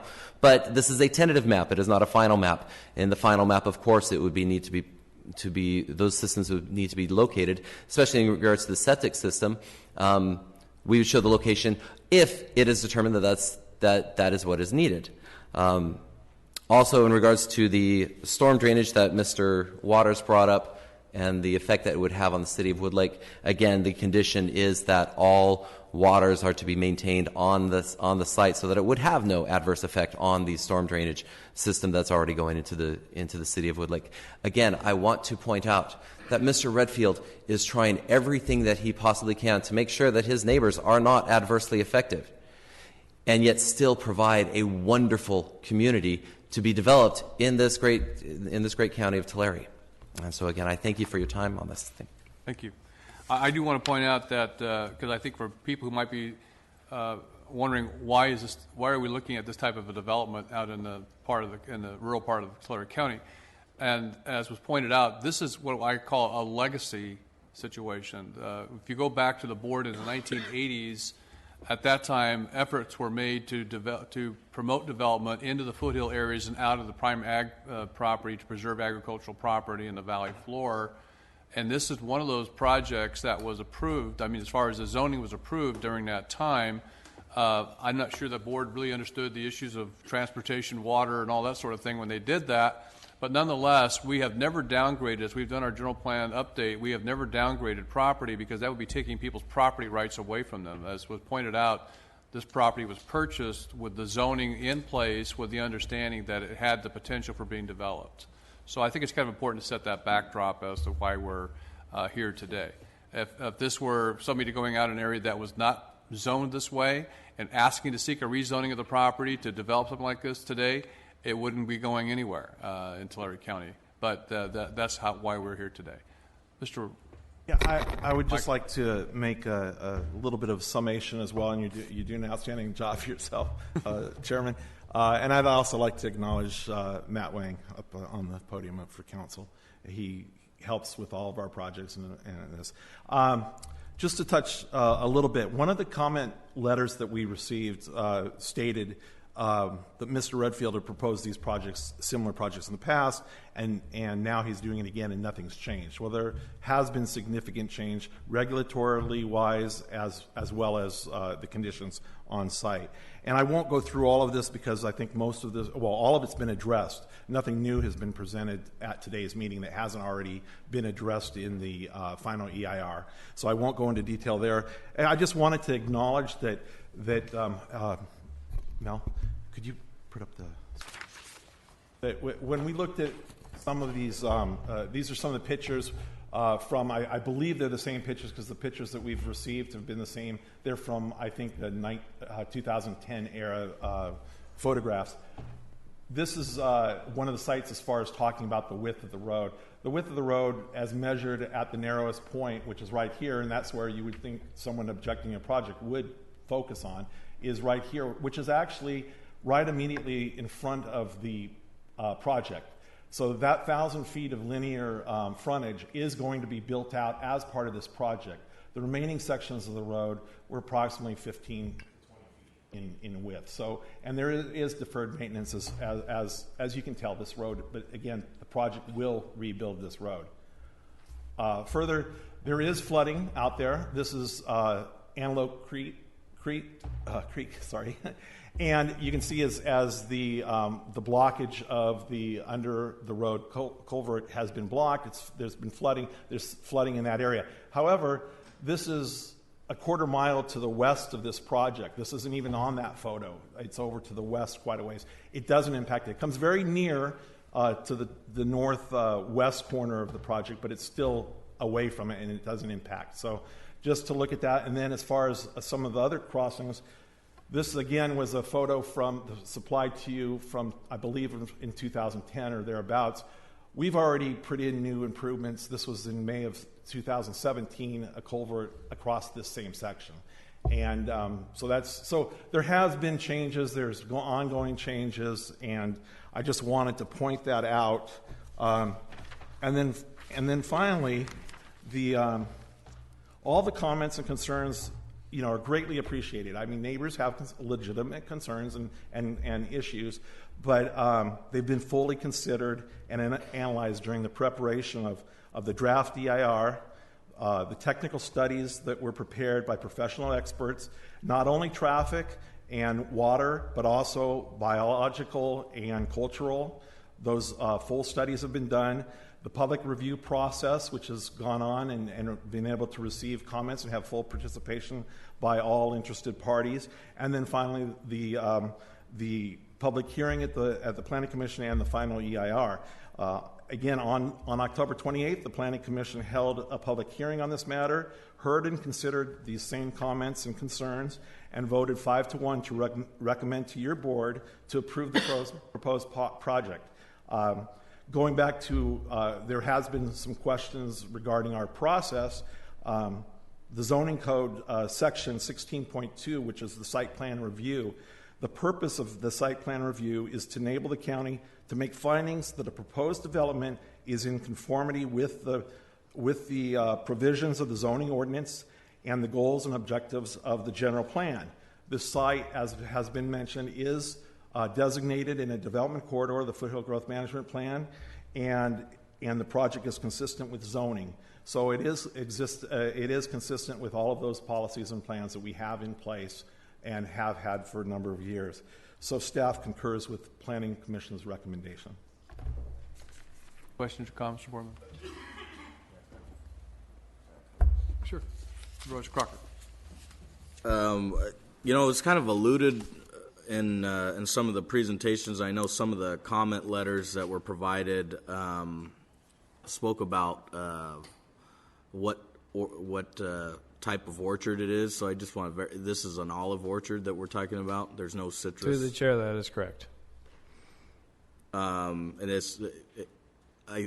just for future reference. So if it were citrus and we were talking about leaving it on site, then that provides for issues as far as abandonment, improperly cared for. So I know that was a previous request when it came before it, but I don't know. Looking forward, I think there provides a lot of challenges when you have 2.5 acres or more of a particular type of crop that's not necessarily maintained. It's for residential purposes, not for production.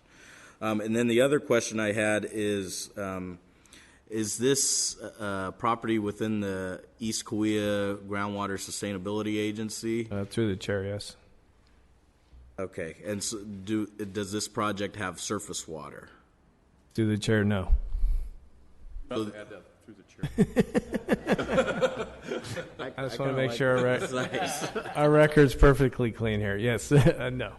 Well, and that was my suspicion, is that this was a wide area of the East Kauai, and I think that this actually benefits with reduced water usage, although I will agree with Mr. Waters that if there are trees on site, then that's probably the water usage will be more than what just an average residential unit will be, but still less than the overall as what's happening now. So I think that's something to note, that in light of Sigma, there's going to be a need for less agriculture anyway, and water is going to be tough. Duly noted. This is on our closed session agenda item. I'd like to. Do you want to close the public hearing, or do you need to? Yes. No, we want to hold we'll hold the public hearing open. I would like to speak with our county council about this matter, so we're going to go into closed session at this time. In open session, having met with our council in closed session over this item, are there any questions or comments by the board members? I would just make a comment based on the information that has been provided to us. I was not on the board in the 1980s. In fact, I was barely born in the 1980s, but I wanted to point that out. But at that time, they did zone various locations throughout the county for that growth. And I do believe that when you give people a right to do something with that property, and we've done a great job as a county of not downgrading properties over the years, that's a right that stays with that property. However, I've been on this board and seen some developers come through these chambers that aren't so accommodating and aren't so willing to make changes to their project in order to be a good neighbor. I do believe that the developer or the owner of this project has been very accommodating in the process of moving this forward, and I do think that this is going to be an asset to the community of Woodlake and be an asset to the Tulare County housing inventory, so to speak. As various needs have come up, they've been met. I do think a community water system is going to be a good idea, just because I think that that's going to be a little bit more sustainable going into the future. But the various aspects that have needed to be addressed up to this point in time, including stormwater, seem to have been considered and to be thoroughly addressed in the EIR and in the restrictions as this project moves. So I think that given all these things, this project should be approved as presented. Is that a motion? I've got before we take a motion. Question for staff. What was staff's recommendation? I know as in regards to the community septic the proposal that Planning Commission approved. Staff's recommendation was to do a feasibility study in the interim prior to the final map that would be reviewed by the Public Works Department to see if it is actually more feasible to do a community septic system or if the LAMP process would be all right in this situation. Thank you. With that And question is your answered, motion if include anybody- that? Yes, I would make sure that that's included in the motion as it was presented during the public hearing. So let's approve the, and otherwise you're approving the planning commission's recommendations with that addition or that modification. Is that correct? Does that cover it, Matt?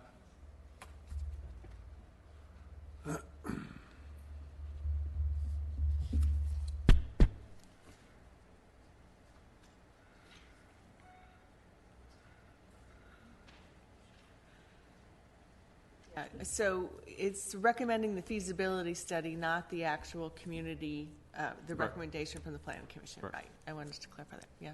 Second. So a motion by Supervisor Vanderpool, second by Supervisor Crocker. Please cast your votes. Votes are unanimous. Thank you. We will move forward now with our untimed items. And that Chairman, takes us to Chairman, can you close the public? Sorry? Close the public hearing. Oh, public hearing is now closed. Thank you, Madam Clerk. That's how we rely upon you. But we honored you today. And now we take up our item 36, the request from the Information Technology Department to approve a personnel resolution increasing the position allocation by adding and also deleting. Good morning, Peg.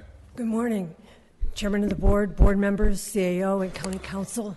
I'm here today to ask you to approve the board resolution to increase our position allocation by adding an FTE, which would be fiscal manager position, and by decreasing by one position by deleting the funding specialist position effective November 11th.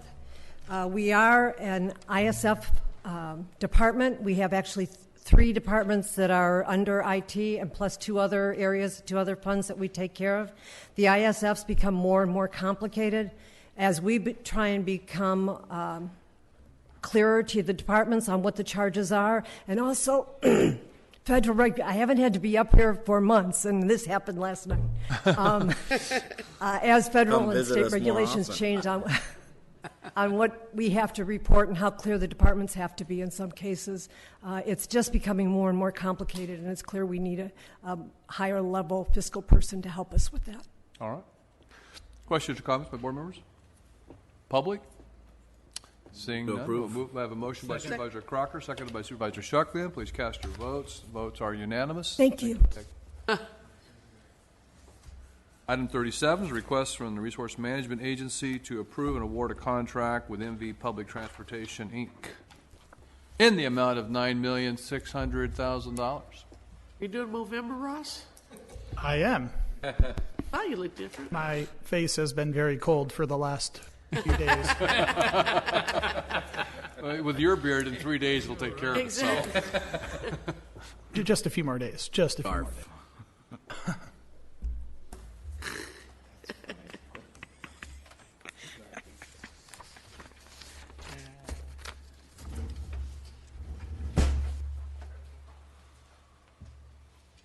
Good morning, Mr. Chairman and Supervisors, Mr. Britt, Ms. Peterson. My name is Ross Miller. I'm a chief engineer with the Resource Management Agency, here to talk about a contract with MV Public Transportation, Inc. This would be for transit services for Tulare County Area Transit. Just give you a brief rundown of what this presentation will go over. I'm going to talk a bit about the history of Tulare County Area Transit as well as its funding. Talk about the RFP process that led to this current proposed contract. Talk about some collaboration we are doing with the City of Tulare as part of this. Talk about new services and amenities that will be provided under the new contract. Go with a cost comparison to the old contract and some of the reasons for its change. Talk about the Caltrans review process and modifications to the agreement. I have provided the clerk with a few pages that will need to be substituted for the version that was provided as originally part of the agreement. as well as some requests, and then finally some questions, comments, and discussion.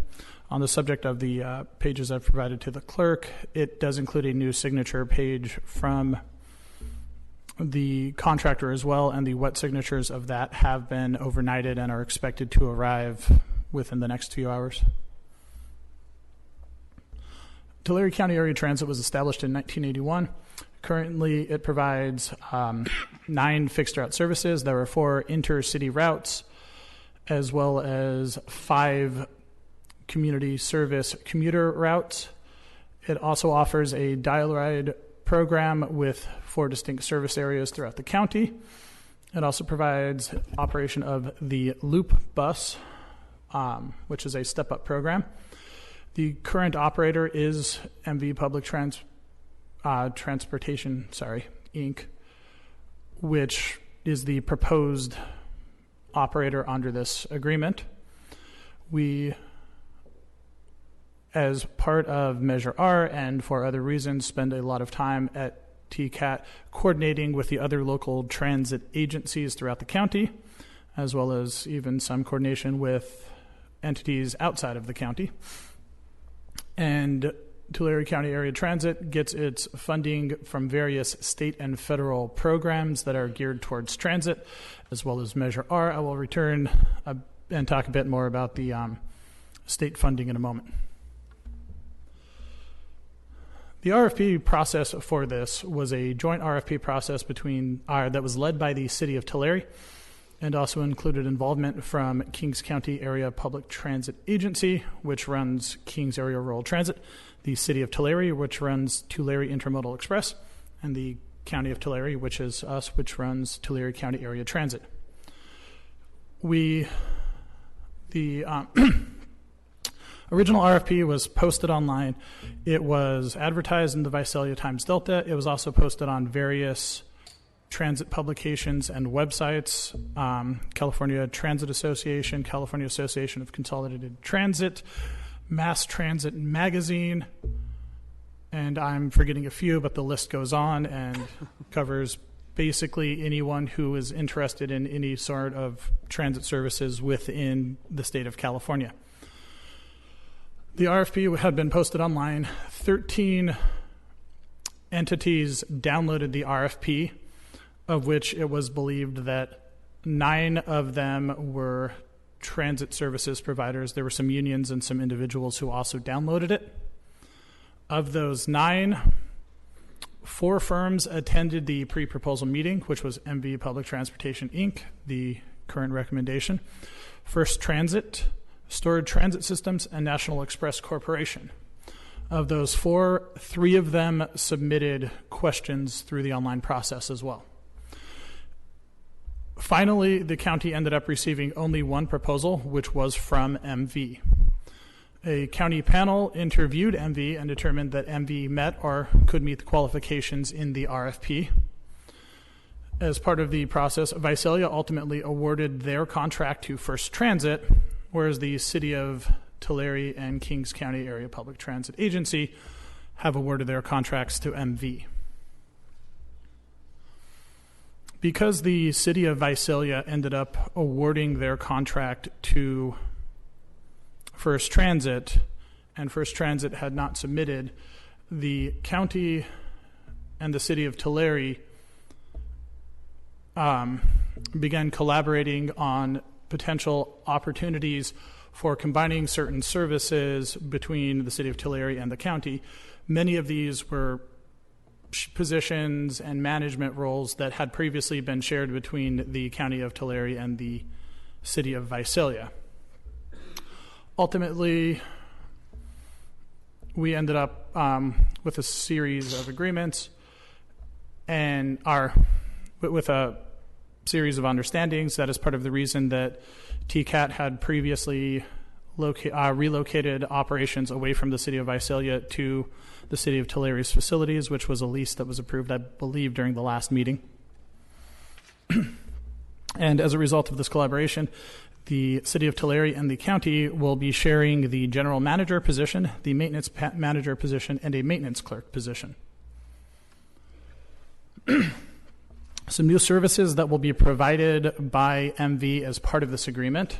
They will be providing one MV for paratransit, which is an updated and improved dial-a-ride scheduling system. It should help improve the efficiency as well as decrease ride times for those individuals who take dial-a-ride throughout the county. They will also be providing DriveCam, which is a system that helps record information about the vehicle operations. It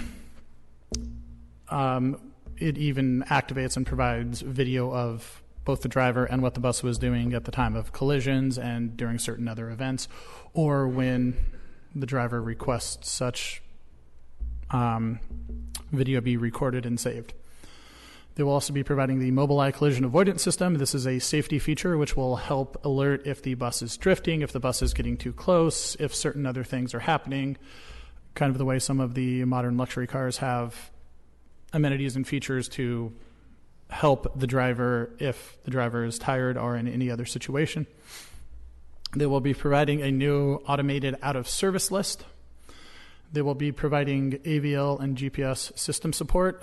The county has grants to enter into a agreement with another vendor for provision of AVL GPS, which would be sort of real-time bus location, things like that. The agreement has provisions for assistance by MV for the installation and support of that system. There were also new planning and contingency documents that were required. This was everything from a strike plan to certain other disaster and staffing plans that have over the years become required by Caltrans or the Federal Transit Administration. And the single greatest change, at least in terms of costs between the old contract and the new contract, came in the form of a new collective bargaining agreement between the contract operator and the local Teamsters union. The main impetus for that was the old collective bargaining agreement was expiring, and as a result of California's increase in minimum wage laws, essentially in order to keep these wages competitive and similar to what was happening with transit agencies all over the state,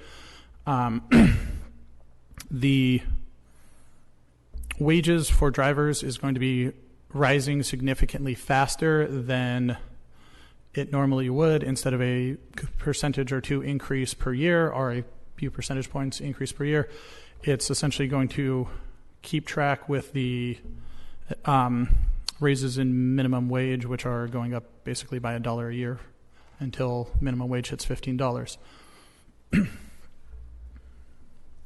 So to give a comparison of costs will be going up rather substantially under this agreement. It was per month roughly a 25 to 30% increase this year, but because this agreement will be starting after the beginning of the fiscal year, the total combined agreement for this year will be around $2.3 million between the old services as well as the new services. After that, the approximate costs are shown on this slide, rising up to almost $2.8 million for fiscal year 21-22.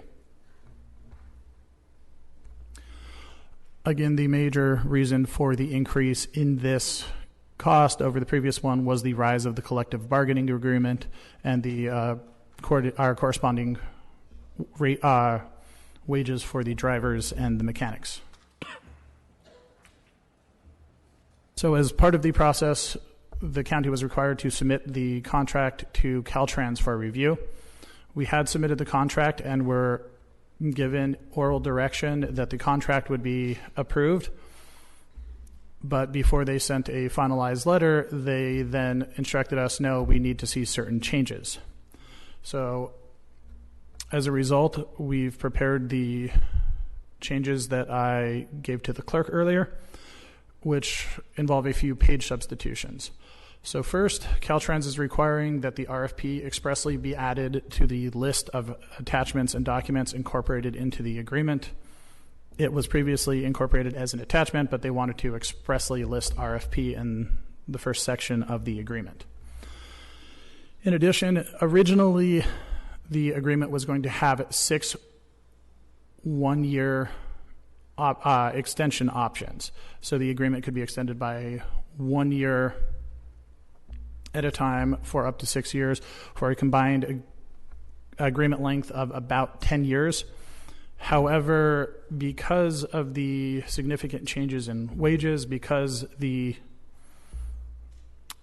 county's transit operation and maintenance facility is under construction and will be open during this time, and because MV was insisting that all option years be by mutual consent as opposed to by the sole discretion of the county, we ended up ultimately removing those because Caltrans required, as well as to be eligible for any FTA funding, required that all of the annual extensions be at the sole discretion of the county. MB did not like that idea because they would then be locked into a annual increase, which reflected the CPI increase for those years. So as a result, we ended up cutting that relevant section. And as was in the current agreement, there will still be 6 one-month extensions that will remain in this contract. They will be exercisable at the end of this base term. We are currently in a similar 1-month extension right now from our old agreement with MV Transportation. So at this point in time, we'd like to request that we approve and award a contract with MV Public Transportation, Inc. in the amount of $9,623,018 to provide transit management and operation of Tulare County Area Transit for the period of November 6th, 2018 to June 30th, 2022. I'd like to authorize the chairman to sign the contract and allow funds for a contingency in the amount of $962,302 to cover the cost of unexpected increases to transit services. The contingency there in the past has been used for things such as route expansion as required by the unmet needs process. Further, to return to a few slides ago, the total increase in cost would represent a corresponding essentially smaller amount of money that would be made available to the road fund under the state's Transportation Development Act, which requires that transit services be provided under local transportation funds, and any money left over after all unmet needs have been made would then be available to the road fund. But because of these increases in wages predominantly, that would just result in, a few $100,000 less left over for the road fund each year. And again, unmet needs may require other expansions, which was the reason for this $962,000 contingency. Are there any questions at this time? Questions, comments? Supervisor Crocker's correct. We may not need those extensions anyway. We'll all have driverless cars driving everybody around. We won't need to have a system. We may. All right. Okay. Any public comments on this matter? Mr. Chair, just one question that I do want to ask. Ross, and this is something off the top of your head you might not know, but how much money in previous years has typically been spent as a result of the unmet transit needs processes? I wouldn't be able to tell you off the top of my head. We can do kind of an analysis year to year. Yeah, I would just kind of be curious because I think, and not for, it doesn't have to be done in order for me to approve this item, but I just think it's important to show the public as a direct response to their showing up at an opportune time like the unmet transit needs hearing that is held every year. We do respond to those various requests. I would agree. I can say that for the last couple of years, the last, I believe, 2 fiscal years, the total increase due to unmet needs has been essentially negligible. They've been very small increases for the last few. Those hearings have gotten a lot shorter over the years because we have met so many needs. Any other questions, comments? Not entertain a motion. Move Approve. Second. Motion by Supervisor Crocker, seconded by Supervisor Shuckman. Please cast your votes. And the votes are unanimous. Thank you, Ross. Thank you, everyone. And that will take us to item number 38, the request from the Resource Management Agency to approve the general plan initiation number GPI 18-003. Running again, Aaron. Yes, Chairman Wordley, Supervisors, CAO, Council. I am Aaron Bach, Interim Assistant Director of the Tulare County Resource Management Agency, and hopefully we go through this one very, very, very quickly. This is a general plan initiation, GPI 18-003 for Lofstedt, and it's next within the Exeter UAB, urban area boundary. The project is located on the west side of Road 182, approximately 1,100 feet south of Avenue 276, within the urban area boundary of Exeter. The site shows the two residences. It's the desire of the owner applicant to split the property for tax purposes. That's why we're going through this process. So this is a change from AE10 to RA87 to allow this to happen. And that completes staff's presentation. If you have any questions, otherwise I could read the recommendation for you. Comments? Okay, entertain a motion. Move to approve. Second. Motion by Supervisor Crocker, second by Supervisor Ennis. Please cast your votes. And the votes are unanimous. Thank you. Thank you, Aaron. You know, if I haven't mentioned earlier, I want to say welcome back to our former Health and Human Services Director. She's came back to help us out in a transition as Jason has taken over as this new CAO and as we're recruiting. It's always great to have you back and with us, and thank you for your willingness to do that. Very much appreciated. All right. Item number 39 is a request from General Services Agency to approve the request for proposal for the Board Chambers Technology Upgrade Project. Good morning. Morning. Okay, I'm Kyle Taylor, Capital Projects Coordinator 3 with General Services Agency. I'm before the board this morning with an agenda item to approve the RFP for the Board Chambers Technology Upgrade. This project will address the needed upgrades to the aging audiovisual, multimedia, and room control systems here in the board chambers. Specifically, the project will provide a high-quality, high-definition, state-of-the-art audiovisual and room control system to facilitate and document the county's Board of Supervisors meetings, voting records, and presentations. Moreover, the project will provide high-definition, high-performance, professional digital multimedia and broadcast systems capable of meeting the county's current and future audiovisual and room control technology needs.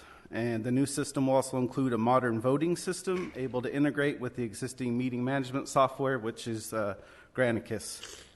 So the specific scope of work has been developed by county staff from ICT, clerk of the board, and capital projects. And I'm here before the board to request to approve the RFP packet and authorize the advertisement of the RFP and set the submission date for 5 p.m. on December 13th, 2018. And I'll be happy to address any questions the board may have. Most importantly, is it rat-proof?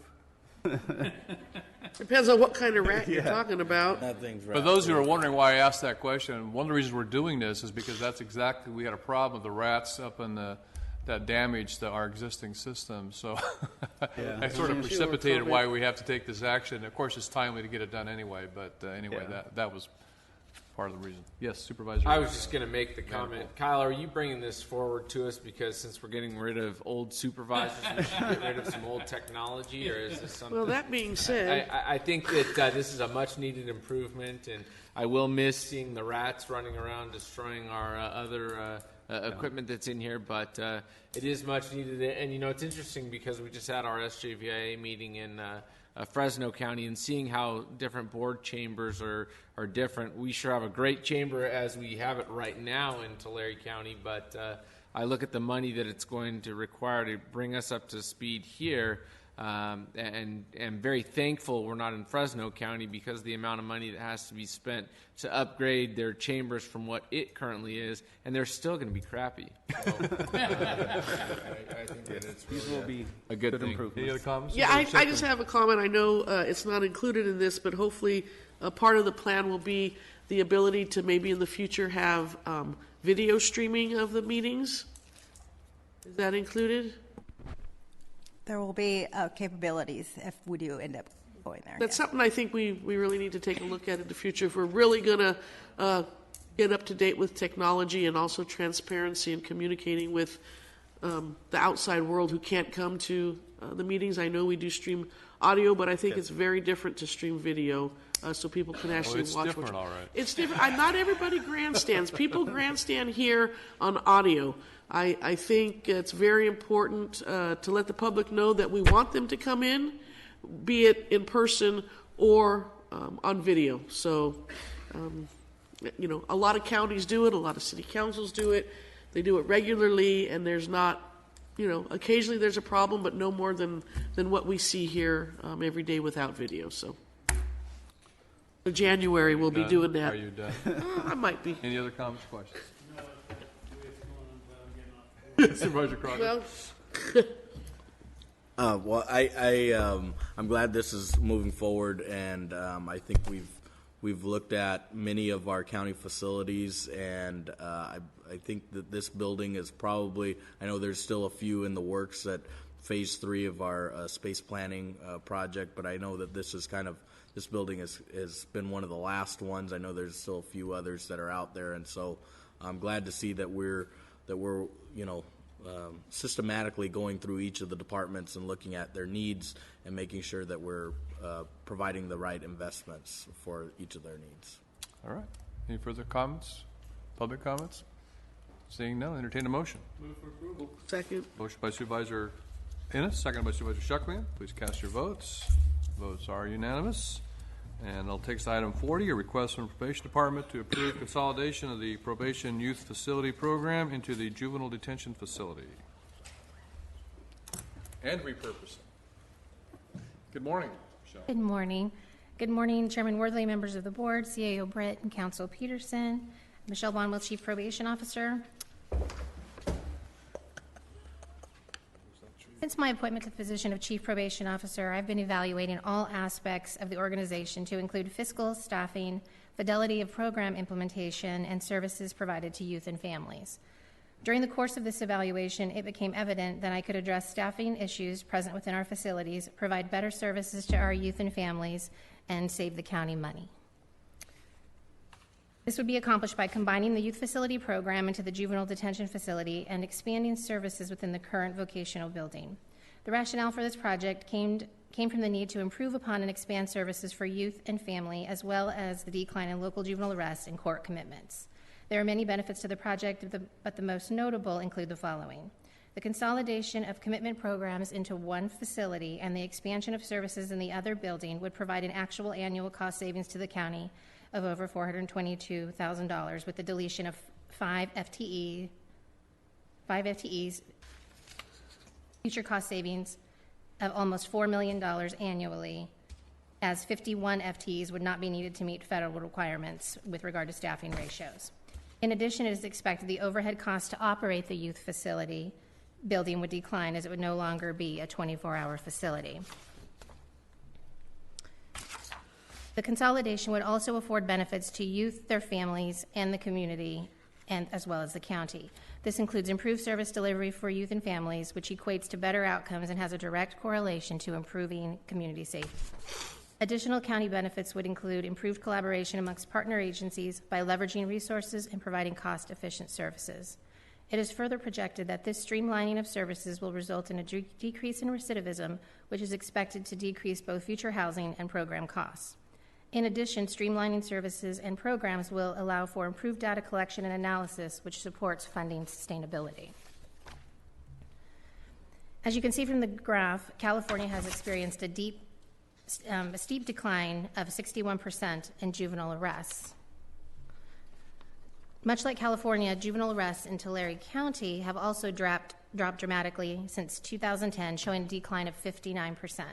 Much of this is a result from substantial statewide changes in juvenile justice, beginning in 2007, where emphasis was placed on utilization of evidence-based programs and services.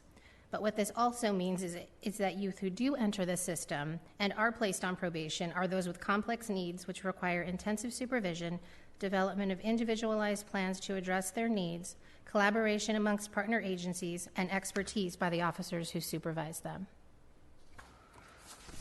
As illustrated in the graph, over the course of 8 years, the youth facility population has continued to decline with an approximate average drop of 25 youth, a percent of decline at 38%.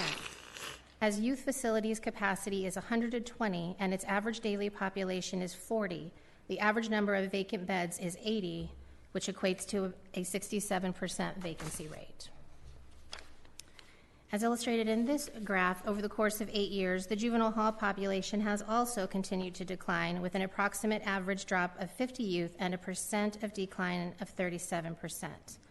As JDF's rated capacity is 220 and its average daily population is 82, the average number of vacant beds is 138, which equates to a 63% vacancy rate.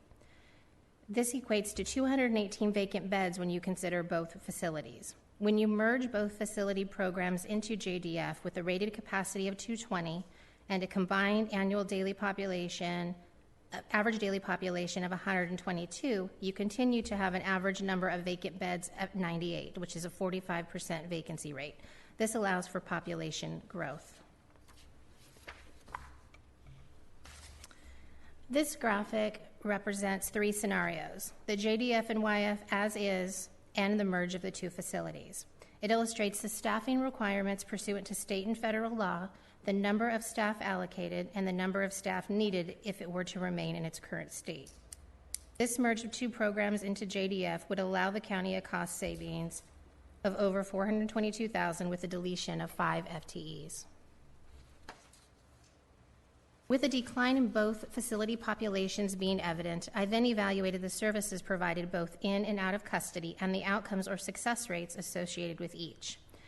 This evaluation revealed the following areas needed improvement: enhanced use of evidence-based programs for youth and our families, enhanced parental or family involvement, to implement a holistic approach and continuum of care, and to enhance transitional planning. In looking at the illustration, in-custody program has decreased in success by 16%. Although minor changes have been made and have had some stabilizing effects, this area could further be improved with implementation of evidence-based programs and oversight. In looking at our aftercare or in-home custody phase of the program, the illustration shows a decrease in success by 35%. Despite minor changes in transitional planning, it is evident further improvements are necessary to improve success rates in this area. It is too believed with proper implementation and oversight of evidence-based program, this outcome will improve.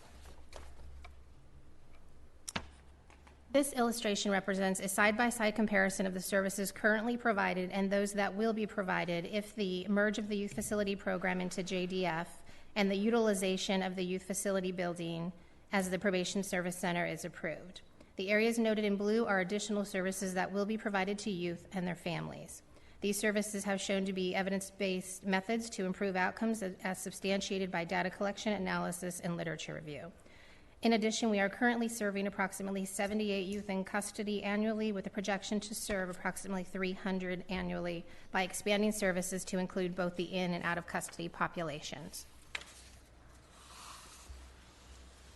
So the proposal is for the youth facility to be utilized in this fashion. It will create a one location wherein youth and families can be assessed and receive treatment and services.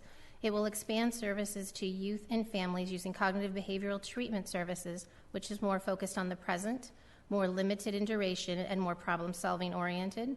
It will expand transitional and reentry planning for youth and families. It will expand vocational education curriculums that can be taught within a classroom setting, and it will utilize additional available space as a training location to meet state-mandated training. This is an aerial A view of the juvenile justice complex, which houses the juvenile court, the juvenile detention facility, and the youth facility. The exact location is Northwest Visalia at 11200 Avenue 368. The red square represents the intended site of the future vocational education building, which is designed to be approximately 3,000 square feet. A bit of history on the project, as it has been in development since 2014. In 2014, the board authorized probation to submit a grant application for our SB 81 funding. In 2015, the county was awarded a grant for $3 million, which had intended to be a 13,000 square foot voc ed building. In 2016, the board relinquished the funds for the project and included $1 million to fund the project at the square footage of approximately 3,000. And in August 2018, the board approved the bid documents for the project to move forward. The current status of the vocational education building is that the bid closed on September 26th, and from this, 4 bids were received, ranging from $1.3 to $1.8 million. If the board approves the project to move forward as planned, the department can support the cost in excess of $1 million with state funds, as this project is directly related to the expansion of juvenile programming services in Tulare County. The project has the support of Tulare County Office of Education, as they have committed to staffing 1 full-time FTE to provide vocational education instruction, and the support of the presiding juvenile court judge, as the project not only affords the opportunity to streamline and expand on current services, but to provide tangible hands-on job experience to youth. It is hoped this real-world exposure will motivate our youth to pursue higher education and will provide them with the skills they are able to utilize as they develop pro-social lifestyles. This is one rendering of the final architectural plans developed for the vocational education building. It is a shop-type aluminum building with 2 roll-up doors, 1 classroom, and a metal roof. The building has an open layout to accommodate instruction in oil change, tire change and repair, small engine repair, electrical, plumbing, and carpentry. We currently do not provide vocational education to youth, and if the project is approved to move forward, we project to serve approximately 300 youth annually, serving both in and out of custody youth. Consideration was given to whether the current youth facility could be repurposed into the vocational education building. However, major structural changes would need to be made to accommodate the types of trades planned. Modifications would also be needed in the areas of electrical and ventilation. It is anticipated these changes would cost millions of dollars and would need to be undone if the building would again need to house youth. And just a side note to that, if the buildings structurally changed and youth wanted to be placed in, it would need to be brought up to current code standards if we do anything structurally to it. The Board of State and Community Corrections does not consider the youth facility program closed, as the proposal is to consolidate the program into the juvenile detention facilities. The expansion of services to youth and families appears to be the most cost-efficient and beneficial to reduce recidivism, leverage resources, work collaboratively with community partners, and serve the youth and families of our community. If the project is approved, we intend to make only cosmetic changes to create a more therapeutic setting, which would also be covered by state program funds. We would continue to inspect the facility to ensure it continues to meet Title 24 requirements, which would allow the building to again be utilized to house youth in custody should the need ever arise. Thank you for allowing me to present. It's a lot of material you covered there, Michelle. Sorry. Thank you. You know, somebody asked me today what were the biggest challenge facing Tulare County, and I said, I think it's probation and the sheriff's office, because we don't really know what's, it's in transition, and we see these declining numbers, but, at the same time, you don't want to lose the capacity, so it's very important to be able to keep this building available in case we need to reoccupy it and that sort of thing, and it's not a simple process going forward. Other questions or comments by board members? I think that it's Supervisor Crocker mentioned as he was talking about Superintendent Vidak and the collaborations with the Tulare County Office of Ed. I think this is a great opportunity to provide an additional collaboration with the Tulare County Office of Ed, and I think it's a really valuable skill or tool to be able to use with in custody or out of custody youth that are involved with the probation department. I think it's just an opportunity to provide a skill set that these youth could maybe grab onto and change the course of their life. So I see this as being very valuable, and I'm very supportive of moving this forward. So thanks. I just want to agree with that. A lot of times we push 4-year degrees in college and all of that, but there are just some folks out there, especially youth, that don't grab onto that, and they are good with the skills that they have, like the tire repair and all of that. So I think this will be a great program. Thank you. I want to thank Michelle for bringing this forward and just looking for innovative ways to, as we have a changing regulatory environment. How does your department look in the future, and how we're maximizing the facilities we have, and understanding that we have a changing financial dynamic as far as where funds are coming in, what services are required based on those funds. So I appreciate the update and the collaboration, and this looks very good, and I think we'll have our next item. We'll continue on with this matter. Any other questions, comments? Entertain a motion? For approval, Mr. Chair. Mr. Ennis is super. Chairman, before we move forward. I apologize. On number 2, I need to reword it, and I'll submit the correct paperwork. Instead of repurpose, if we could utilize the word utilization. And the reason for that is Board of State and Community Corrections sees repurpose as a facility change, like a physical structure, so they ask that I use utilization. Okay. I'm sure that was part of Mr. Ennis's motion. That Second by was Supervisor Vanderpool. Please cast your votes. Words are important. And let's not lose sight of the fact that less kids incarceration is a good thing, and less cost to the county. And so it's really a good news situation. It's just always sometimes difficult to deal with good news like it is to deal with bad news. But and it's just an interesting point. How much of this really is good news versus the fact that we've basically made everything not crime in the state of California? Not everything. We've decriminalized everything. I mean, that's right. That's an excellent point. So, great news. We're not incarcerating so many people, but we're also redefining what exactly a crime is in the state of California, and I think that that's something that needs to be pointed out as well. Right. Okay. Very good. That brings us to our last item, public today, item number 41, a request from the General Services Agency to award the contract for probation vocational education building to the lowest responsible and responsive bidder. Good morning, Good morning, Chairman, Dennis. How are you this Board, morning? CAO, and Council.